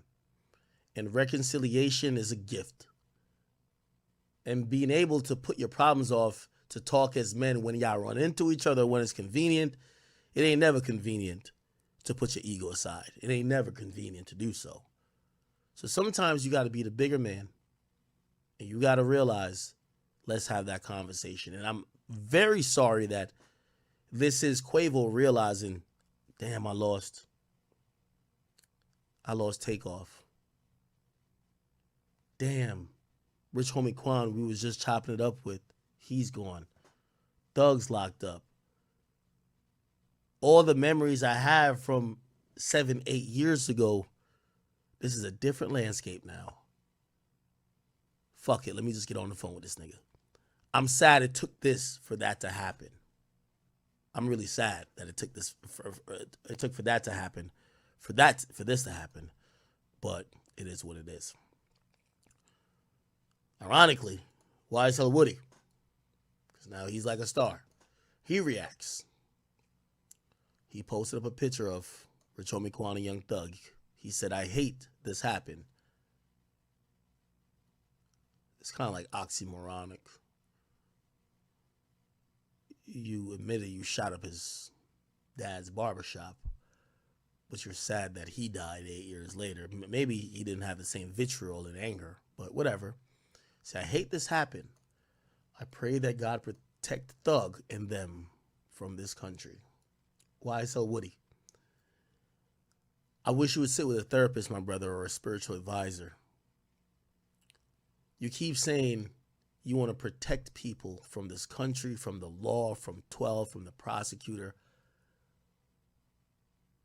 Woody, these people should have been protected from you. You're the reason why Thug is in an indictment. You were his main shooter who got in your feelings and then started telling on him. You were the crash dummy who went, as you so claim, to go do something to Rich Homie Quan's dad. You were the one who said you pulled out a gun on Rich Homie Quan's right-hand man because you wanted to show him you could kill him. It don't seem like we need to pray that God protects those men, and one's already dead, from this country. It appears that while you enjoy your new celebrity, we should be praying that God protects Atlanta from you. Everybody on trial, you had a hand in them getting indicted. And Rich Homie Quan dying, you may have not had a hand in him dying, but you had a hand in tormenting his life while his career was at a point that was flourishing to the point he shut it down. And I'm probably making an assumption here. He started to seek and he sought and turned to drugs. because that was the only way he could deal with all the bullshit happening. That was you. You were shooting up cars and shooting up barbershops, and you were pulling out guns on people. You were telling on Young Thug. This guy lacks self-awareness. He lacks all the self-awareness in the world. You said you're praying that God protects Thug. You could have protected Thug. But you didn't want to protect Thug at that time. It's only now that you're getting $20,000 to do a 20v1 that now you want to protect him. It just shows where your morals lie. And that's the problem with many gangsters that become rappers. They only seek morality once they're rich. Oh, okay, I don't need to beef no more. But if they didn't get the riches, all they saw was destruction, death, violence, retaliation. That's why I sell Woody. That's why I sell Woody right there. So I don't know why you're saying, let's pray for Thug. The reason why Thug is in court is because of you, brother.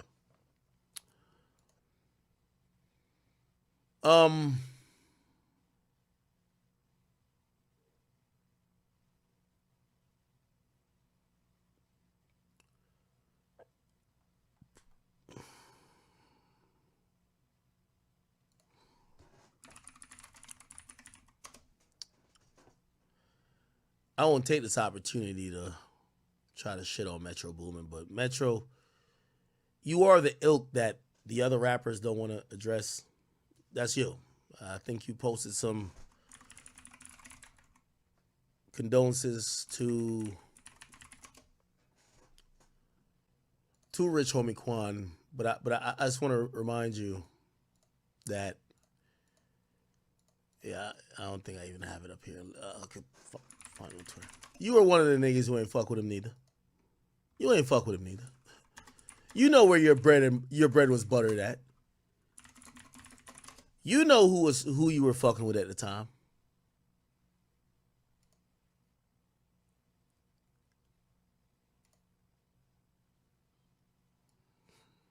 It's the reason you posting picture when you ain't had no hair. You posting a picture from years ago. You ain't got no picture with you and that nigga now. Because you were one of the people who drove him into the depression that he started seeking. It's interesting. A nigga will bully you, you kill yourself, and then say R.I.P. Damn. Nigga, you know you part of the problem why that happened, right? You know you one of the people who isolated this nigga in Atlanta that the nigga started getting into drugs. Not saying it's your fault, but there are consequences. And there were things that this guy was dealing with because all y'all deserted him. He started doing other things. Again, sometimes saying nothing or just a simple RP is cool. You hear this shit, nobody want to hear this bullshit right here. We're talking about rich in spirit. Niggas want to, you rich on earth, nigga, but you talking about he rich in spirit. You're now immortalized by your classic. He wanted to be immortalized on a tour like you are, nigga. He don't want to be immortalized like sitting in the gulag watching y'all niggas fake cry at his funeral.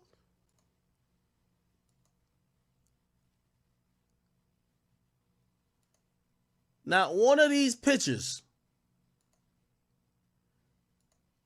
Not one of these pictures somebody had an iPhone 6. That tells you all you need to know. Not one of them.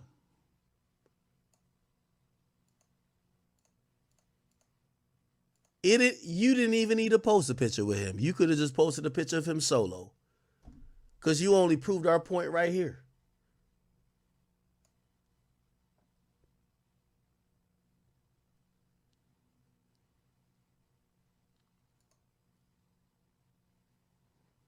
It's okay.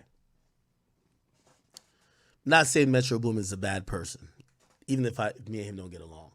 What I'm saying is that I want you to watch the Atlanta rappers, and you will notice that none of them have any recent pictures of them and Rich Homie Quan, and I'm telling you why. They all chose Thug's side. You're Future's man. Future's cool with Thug. You're not going to be doing a song with Rich Homie Quan after Rich Homie Quan and Young Thug is basically now in a war with their sides. of course, it's convenient when he dies. You're like, oh, well, rest in peace. Well, I'm pretty sure like in 2018, 19, 20, 2021, maybe last year, this year, he probably needed a Metro Boomin beat to get back lit.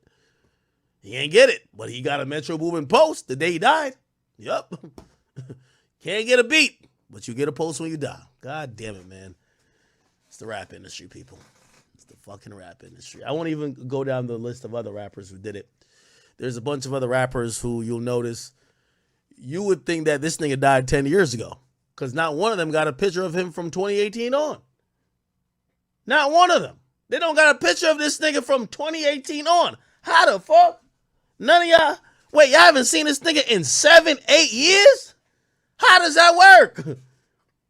Yo, when you read their caption, Atlanta legend, you're immortalized. You're the greatest. Like, you're one of the guys who inspired us. Damn. But not one? Okay. By the way, ain't nobody gonna say it, but I'll say it. This is why, and by the way, I'm gonna sit with my man Ray Daniels. I'm gonna sit with you, homie. I gotta text him back. This is the truth that don't speak about Atlanta. Why did his career crash and burn? Y'all Atlanta niggas pick sides. Y'all pick Young Thug and Future side. Or well, Young Thug side, because Future was not really in it. Y'all pick Young Thug side. So everybody who's posting these like throwbacks, yo, this nigga posted a MySpace photo, nigga. This is one of them like old school. This is like, you know when Instagram first got introduced and they only gave you 3 filter options? This is one of them. It'd be like Clarendon. That was the filter. Yes. Yo, RP my mans, yo, damn, bro, I can't believe that I lost you. Bro, if you guys, nigga, you haven't texted this nigga in 10 years. It's okay. I don't want to get on Metro. You feel me? Put it like this. Metro and them on a worldwide tour. I remember Rich Homie Quan announced his concert. By the way, I know he was emotional. Everybody around Rich Homie knows this is a fact. Announced his Atlanta concert. He announced an Atlanta concert. Let me see if I can see it. Hold on. They performed an autopsy, but we don't know cause of death. It might take a couple days. He had performed an Atlanta concert. It was before. Might have been last year. Anyway, it wasn't a big venue. He ain't sell out. What's the name of that arena down there? He ain't sell out to where the Hawks play. But he was happy that people, I think he was celebrating like a 10-year anniversary of one of the mixtapes. He was happy people fucked with him still. He still had I think he probably pulled out like 3,000 people. They fucked with him. You know this nigga Rich Homie Quan on a worldwide tour, nigga? You think he brought out Rich Homie Quan one time? Nigga, please. Anyway. Keep it going. Chat. Ain't this a bitch? Chat, let me tell you this, man. I don't know what it is. Chat, let me tell you this. Chat.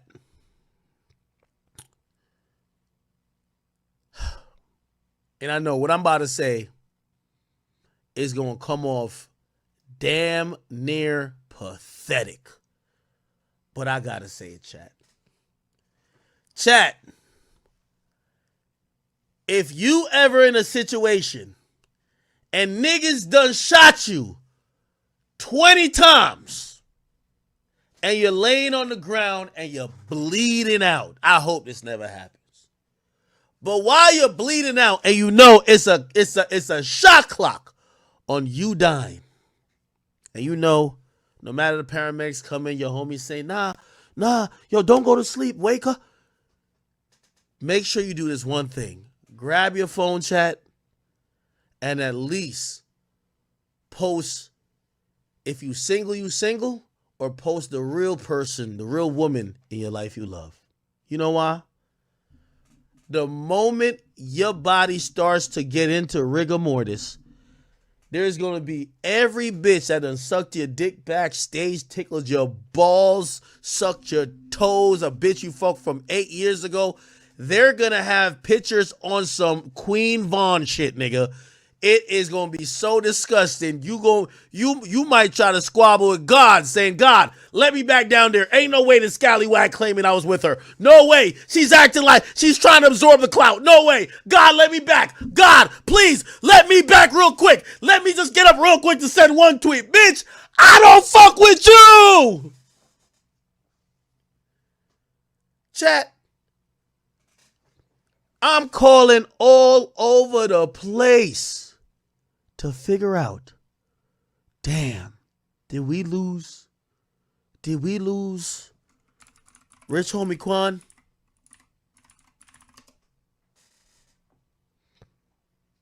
Chat. Ain't this a fucking bitch? Erica Banks pops out. All I wanted to find happiness. All you wanted was to find happiness again. I always saw it in your face and heard it in your voice. But you had so much left to do. The album, the tour, your birthday. I'm just so glad. We.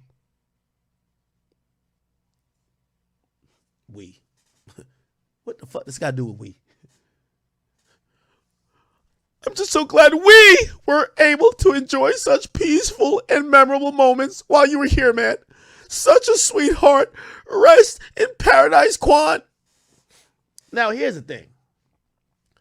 Rich Homie Quan got kids. He even got a baby mama. By the way, did we forget? Hold on. Let's just go back to this. I just want Erica Banks, I like you. I've interviewed you. I have no problem against you, girl. But we got to stop the fuckery now, okay? I'm sorry, baby girl. Look at this. Didn't it say his girlfriend? Nigga, I was so confused. I thought Erica Banks found him dead. I said, oh, Erica Banks just posted the moments the TMZ said his girlfriend found him dead. Oh, Erica Banks found him dead. Nigga, hell to the fucking no, nigga. Nigga, not only did she post this shit, look at this. Look at this. Look at this, chat. Look at this. Somebody look at this. Look at this. Look at this. The nigga body ain't hit the morgue yet.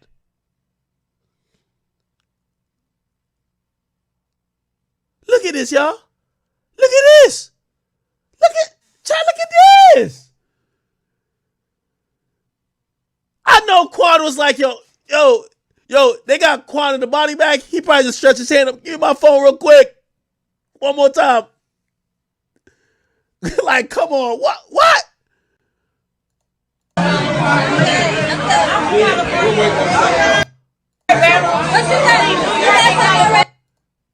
His actual girl found him dead, and another girl is saying, that's my man too. Look, of course, yo, women are crazy. Yo, wait, he dead? For real? All right, bet. Let me post a picture of him laid up, him naked. Yeah, that's about right.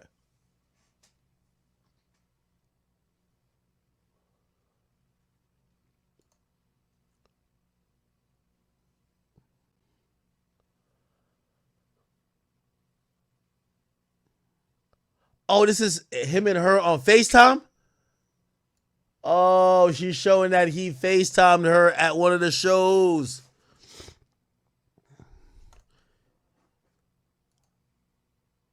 Then she posts this text. This text was when I had enough. Nigga, I almost wanted to drive to the morgue in motherfucking Atlanta and give that nigga CPR myself. Like, nigga, you gotta go. You gotta clear this up. I ain't gonna lie to you. I'm gonna be honest. Nigga, she didn't even post a text message with her and Quan. That Quan says, hey, baby, I love you. We're going to be together. She posted like some high school letter like, I have a crush on you. What the fuck? Look, confession. I've liked you for a minute, but who want to get rejected? Then I saw you talking to so-and-so, but in my head, you been mine. None of them niggas deserve you.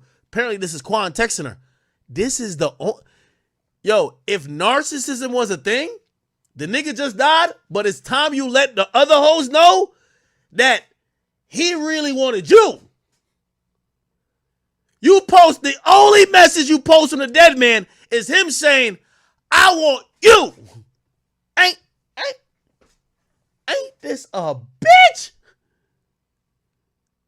I've liked you for a minute, but who want to get it rejected? Then I saw you talking to so-and-so, but in my head, you been mine. None of them niggas.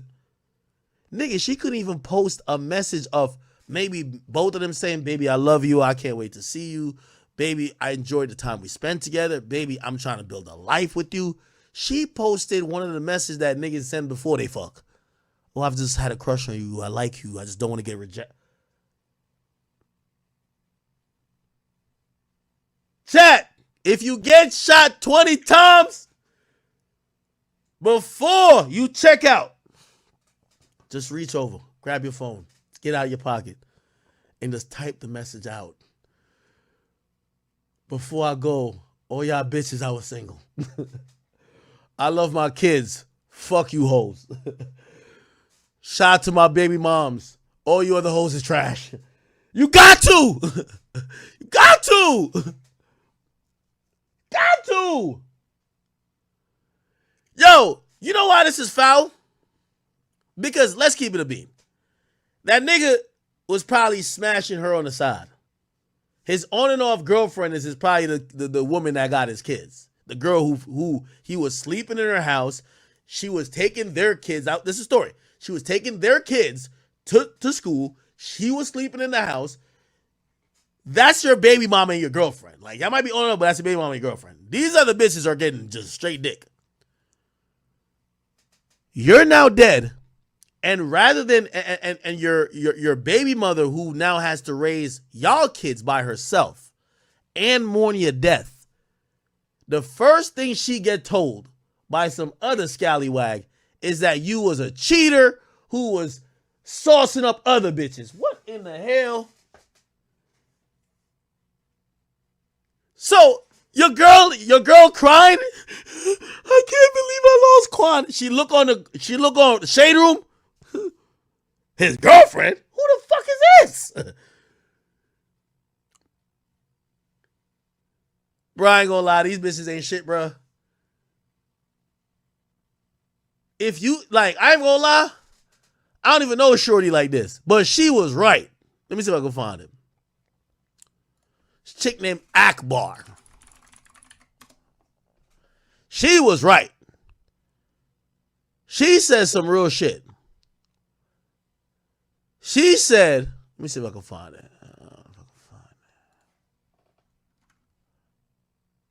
Here we go. This is what she said. She said, I understand you. She says, I understand you might be hurt, but baby girl, delete those pictures and videos out of respect for his family, man. You was a secret. And not saying what y'all shared was fake, but certain stuff should remain a secret. That was the best thing I ever heard a woman say. If he never claimed you publicly while alive, don't claim him publicly when he dead. He said you was a secret. And by the way, I don't think him and Erica Banks had some fake shit. I think he liked her. I think he was fucking with her. But like many men have, nigga got kids with this one girl. Like men be having multiple relationships. Like successful men, all right, yo, I love her. She's the mother of my kids, but I do got a crush on her still. I pipe, yeah. You don't got no kids with the nigga. You was never married. Y'all never popped out together openly. Keep it a secret. Hold it down. You could post them, but posting all them videos of to finally announce that y'all were together, girl, please. Said the unwanted hate towards you. He said the unwanted hate towards you that you didn't even know existed. Think before you do stuff, little one.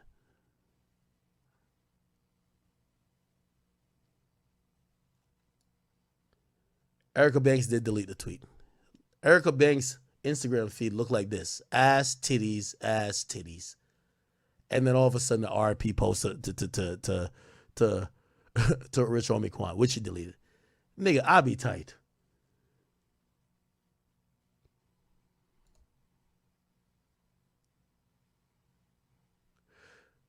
I ain't gonna lie. I finally got to agree with these chicks on it on Shade Room.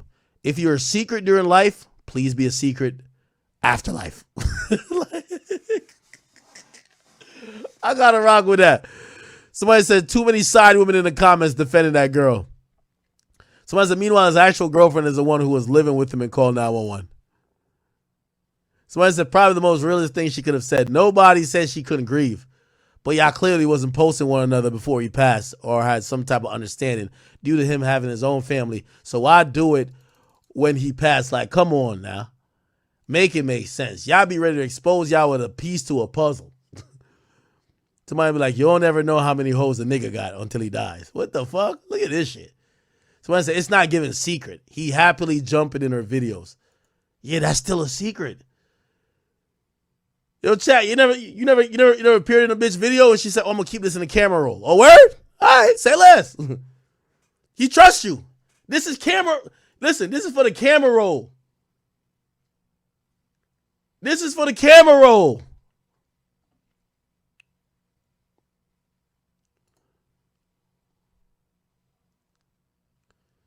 Now, here's the fucked up thing about it, too. A third girl popped out recently. Oh, man, a third girl is popping out. Let me see. Oh, they actually say it's fourth now. Look at this shit, chat. Every girl who he was long dicking is popping out. Rich homie Quan, third girl. These women don't care if rigor mortis hit. Yo, you know what's crazy? They'll post all this, and not one of these bitches is gonna help plan your funeral arrangements.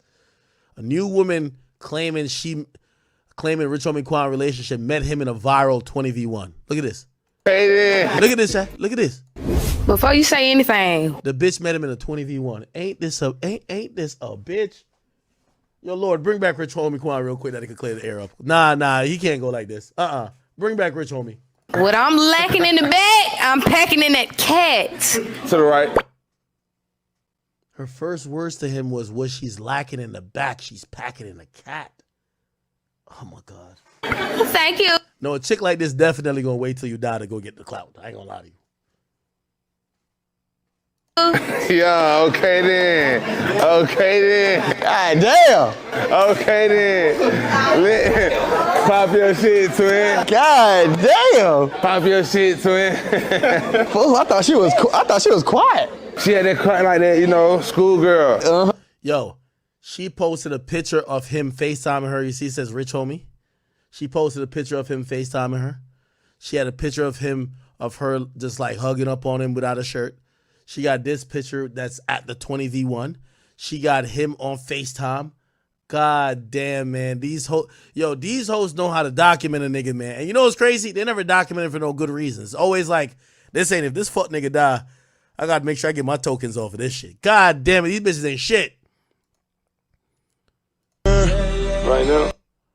Is this her? Right now. I just want to be finding your heart to forgive me. The bitch, let me not say, the woman created a collage. Look how many times she fucking FaceTime recorded this. Look at this shit. Oh my God. Oh my God. Look, she posted the text messages. Can I say something and be totally honest with you? Yes. Something, but your personality is beautiful. I don't know what you've been through, but you're always smiling. I might be down and seeing you brighten my day. Oh, don't make me cry. She know damn well she was sending a picture of her playing with her pussy at some place right here. Like, come on, man. These chicks is shameless, bruv. Fuck. God damn. Posted some more shit. Yo, Shorty, you know this ain't your man? The nigga's messaging you in business chat. Like, yo, we gotta, like, it says business chat. Like, this is where you can put an automated message for the people DMing you. You mentioned Rich homie Quan, my man. Hello. He said, babe, I love you. He said, I love you too. You my everything. He called him Sexy Red, I guess. Man, oh man. Every time he was on FaceTime with her, she is screen recording. Oh my God. This is bad, man. By the way, this is his real girlfriend, his baby mother. She was pregnant here, and I believe this is his child right here. Lord Almighty. Lord Jesus.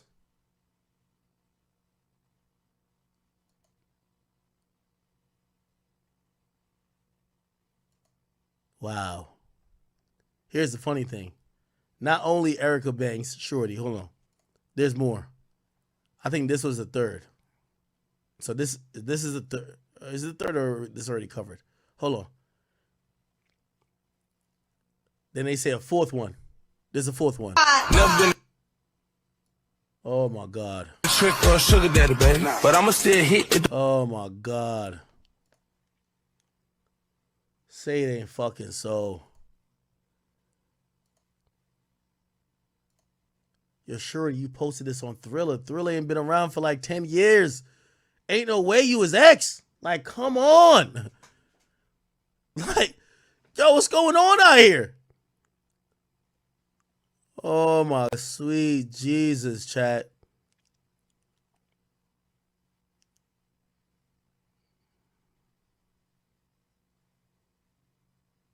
Lord. Yo, chat, let me tell you this, man. You know what's so funny? Erica Banks and these other three girls who are saying that they were with him, before that casket hit the dirt, nigga, they're gonna be with a new nigga. None of these bitches, they're not even like Lauren London. We don't even know if Lauren London fucks no more, nigga.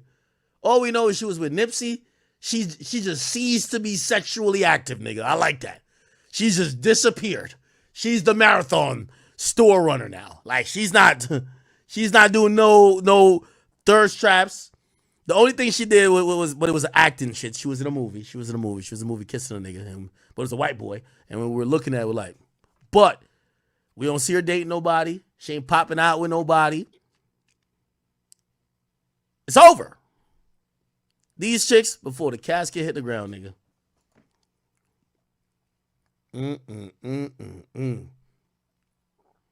Ever get your weight up? What's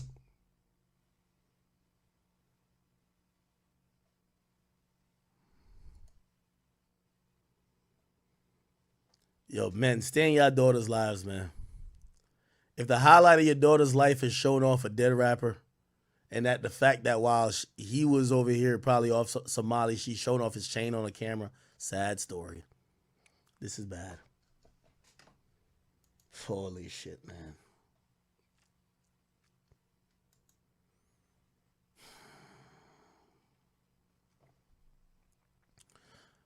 I ain't gonna lie to you. He definitely was like a lover boy. Like, he definitely was, he was showing them some attention still, but like, come on, bro. Come on.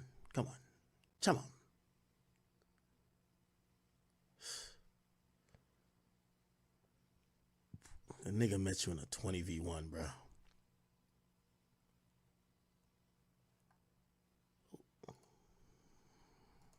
That he talked about just a stretch of time that he was on ecstasy. Listen, ecstasy, bro, I ain't gonna lie. Ecstasy, when I don't encourage drugs, but yeah, no, we're not encouraging. Yeah, we're not encouraging, but bro, that was the best. That shit, the best shit ever. Like that and weed, bro. Cause I just told you, bro. It make you wanna fuck. It make you like, bro. I'm fucking like a motherfucker. I'm rapping like a motherfucker, and I'm up. Right. I'm up. Right. You know, like I say, for that time. Yo, they need to find some natural shit like that can just boost your serotonin and have your shit just. Because they got they need to find it, bro. They got the Adderall, if you got, but it's different. It's different. I fuck with the shrooms, man. Nah, shrooms is the ecstasy, bro. I'm telling you. You gotta stay away from liquor if you fucking with the shrooms. Yeah, listen. Because shrooms and liquor, who said that? I didn't know. That's not a good mix. Shrooms and liquor is not a good mix. Adderall, you thinking fast as fuck. Adderall, you just be doing that shit. Yeah, but listen, bro, that ecstasy, bro. Man, the ecstasy turn. Listen, ecstasy turn. You turn into Prince. Listen, no. Exit turn Urkel to Stefan. I swear to God, that's what I'm trying to tell you. Yeah. And hey, if you ain't hit your girl right, then you going Superman, boy. On God. Yeah. I'm talking about standing up and shit. However, yeah. when you come back down, listen. them Schmeagol. Nigga losing weight. Because you don't eat while you on it. You losing weight. And I'm taking every day like, damn, one last time you ate Quan, I just had some noodles. You ain't gonna get no green, no protein. Our noodles straight. What? Boot up. Word. What nigga doing? Your body's feasting on itself. Come on, man. Bro, then like, I don't even know how I got off. Like I said, one day I just woke up like, damn. I don't even want to keep snapping on the kids like that. I'm snapping on the kids for no reason. Yeah. Like, damn, like that, bro, you tripping. I think my mama night told me, like, you all right? And when she said that, like, you can notice it. Oh, nah, that Mondu, but I gotta chill out. Right. You know, like, niggas still respect Mondu. Like, I don't give a fuck how much money I got. Yeah. Mondu. And if she noticed it, I'm tripping. I ain't touched that shit since. There it is. There it is. Nice recovery. Now, I'm gonna smoke, listen, I'm gonna smoke my weed. I don't care.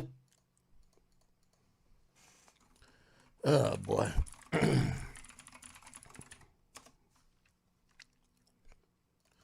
Man, this shit is crazy.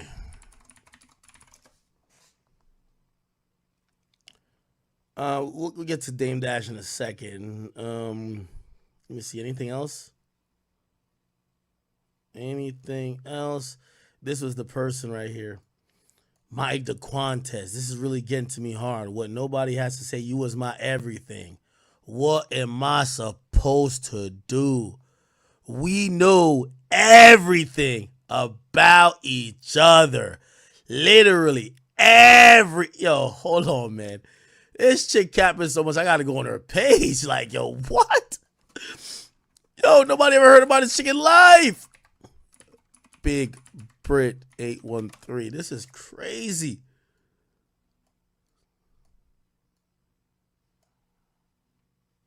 Oh my God. Has she ever posted Rich Homie Quan? She posted shit like this. She posting another nigga. She doing dances with some other nigga. God damn. The first post of Rich Homie Quan is this. Man, this shit fucked up, man. Relationship or not, you was my dog. Look at the picture she posted. Before anything, the Guantes, get up, man. What about today? Please. I need you, please. I can't do this alone. Yo, what is she talking about? What is she doing alone? Like, it's not even like she's saying, oh, I can't care for your kids alone. You know what she says she can't do alone? She can't twerk on the gram alone. She can't do this alone. Right? She can't do this alone. She can't do this alone. Right? She can't do this alone. This is what she can't do alone, y'all. This is what she can't do alone, y'all. She says she can't do it alone. She needs Rich Homie Quan for this. This is what she... What?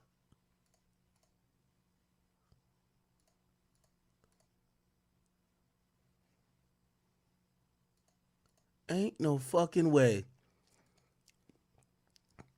She said, I can't do this alone. I'm not myself. Lord, why him? I don't want no clout. I don't want to be famous. I don't want no clout. I don't want to be famous. Yes, big break. I be talking all the shit. Post, everything is promoting songs and promoting their ass crack. I don't want to be famous, but I'm posting an article that has me in it. I don't want to be famous. I don't want to be famous. I don't want to be famous. I don't want to be famous. Lord Jesus. So I don't want to be famous. Just call me and tell me this shit ain't true, please. I'm hurting. Nobody knows. Bruh. Nobody. This shit is really eating me up. I don't wish this shit on no one. I can't tell me it's gonna be okay. I'll never be okay. The closest person to me right now is gone. Who y'all think the closest person to her is, bro? Who y'all think the closest person to her is? Who y'all think the closest person to her is? Nigga, the closest person to her look like his. Hold on, let me show y'all. I'm gonna show y'all who. Looks like this nigga right here. She's shaking her ass on the nigga. Hold on. Man, ain't this a bitch?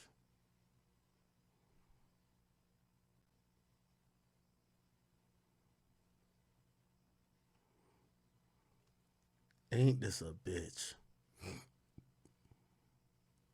These are the type of girls they'll show up by your gravesite to twerk and claim they love you. They leave 15 sunflower seeds at your fucking gravesite, nigga, but record a twerk video talking about they were twerking for you.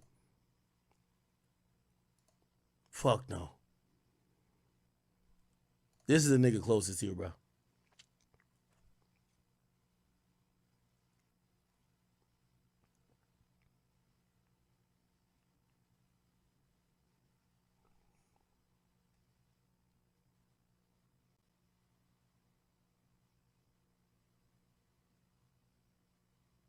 This is crazy, bro. Enough. Y'all can never tell me it's gonna be okay. I'll never be okay. The closest person to me right now is gone. There's nothing I could do. What the fuck? I'll do anything to get you back. Anything, please. It wasn't time for you to go. You were so what? You were so what? Full of what? And happiness. You did nothing wrong in my eyes. I promise we not gonna stop going in. Lord Jesus, man.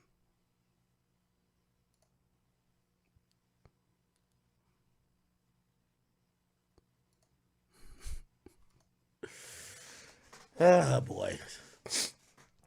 Anyway. We'll take a brief intermission and kind of address this Dame Dash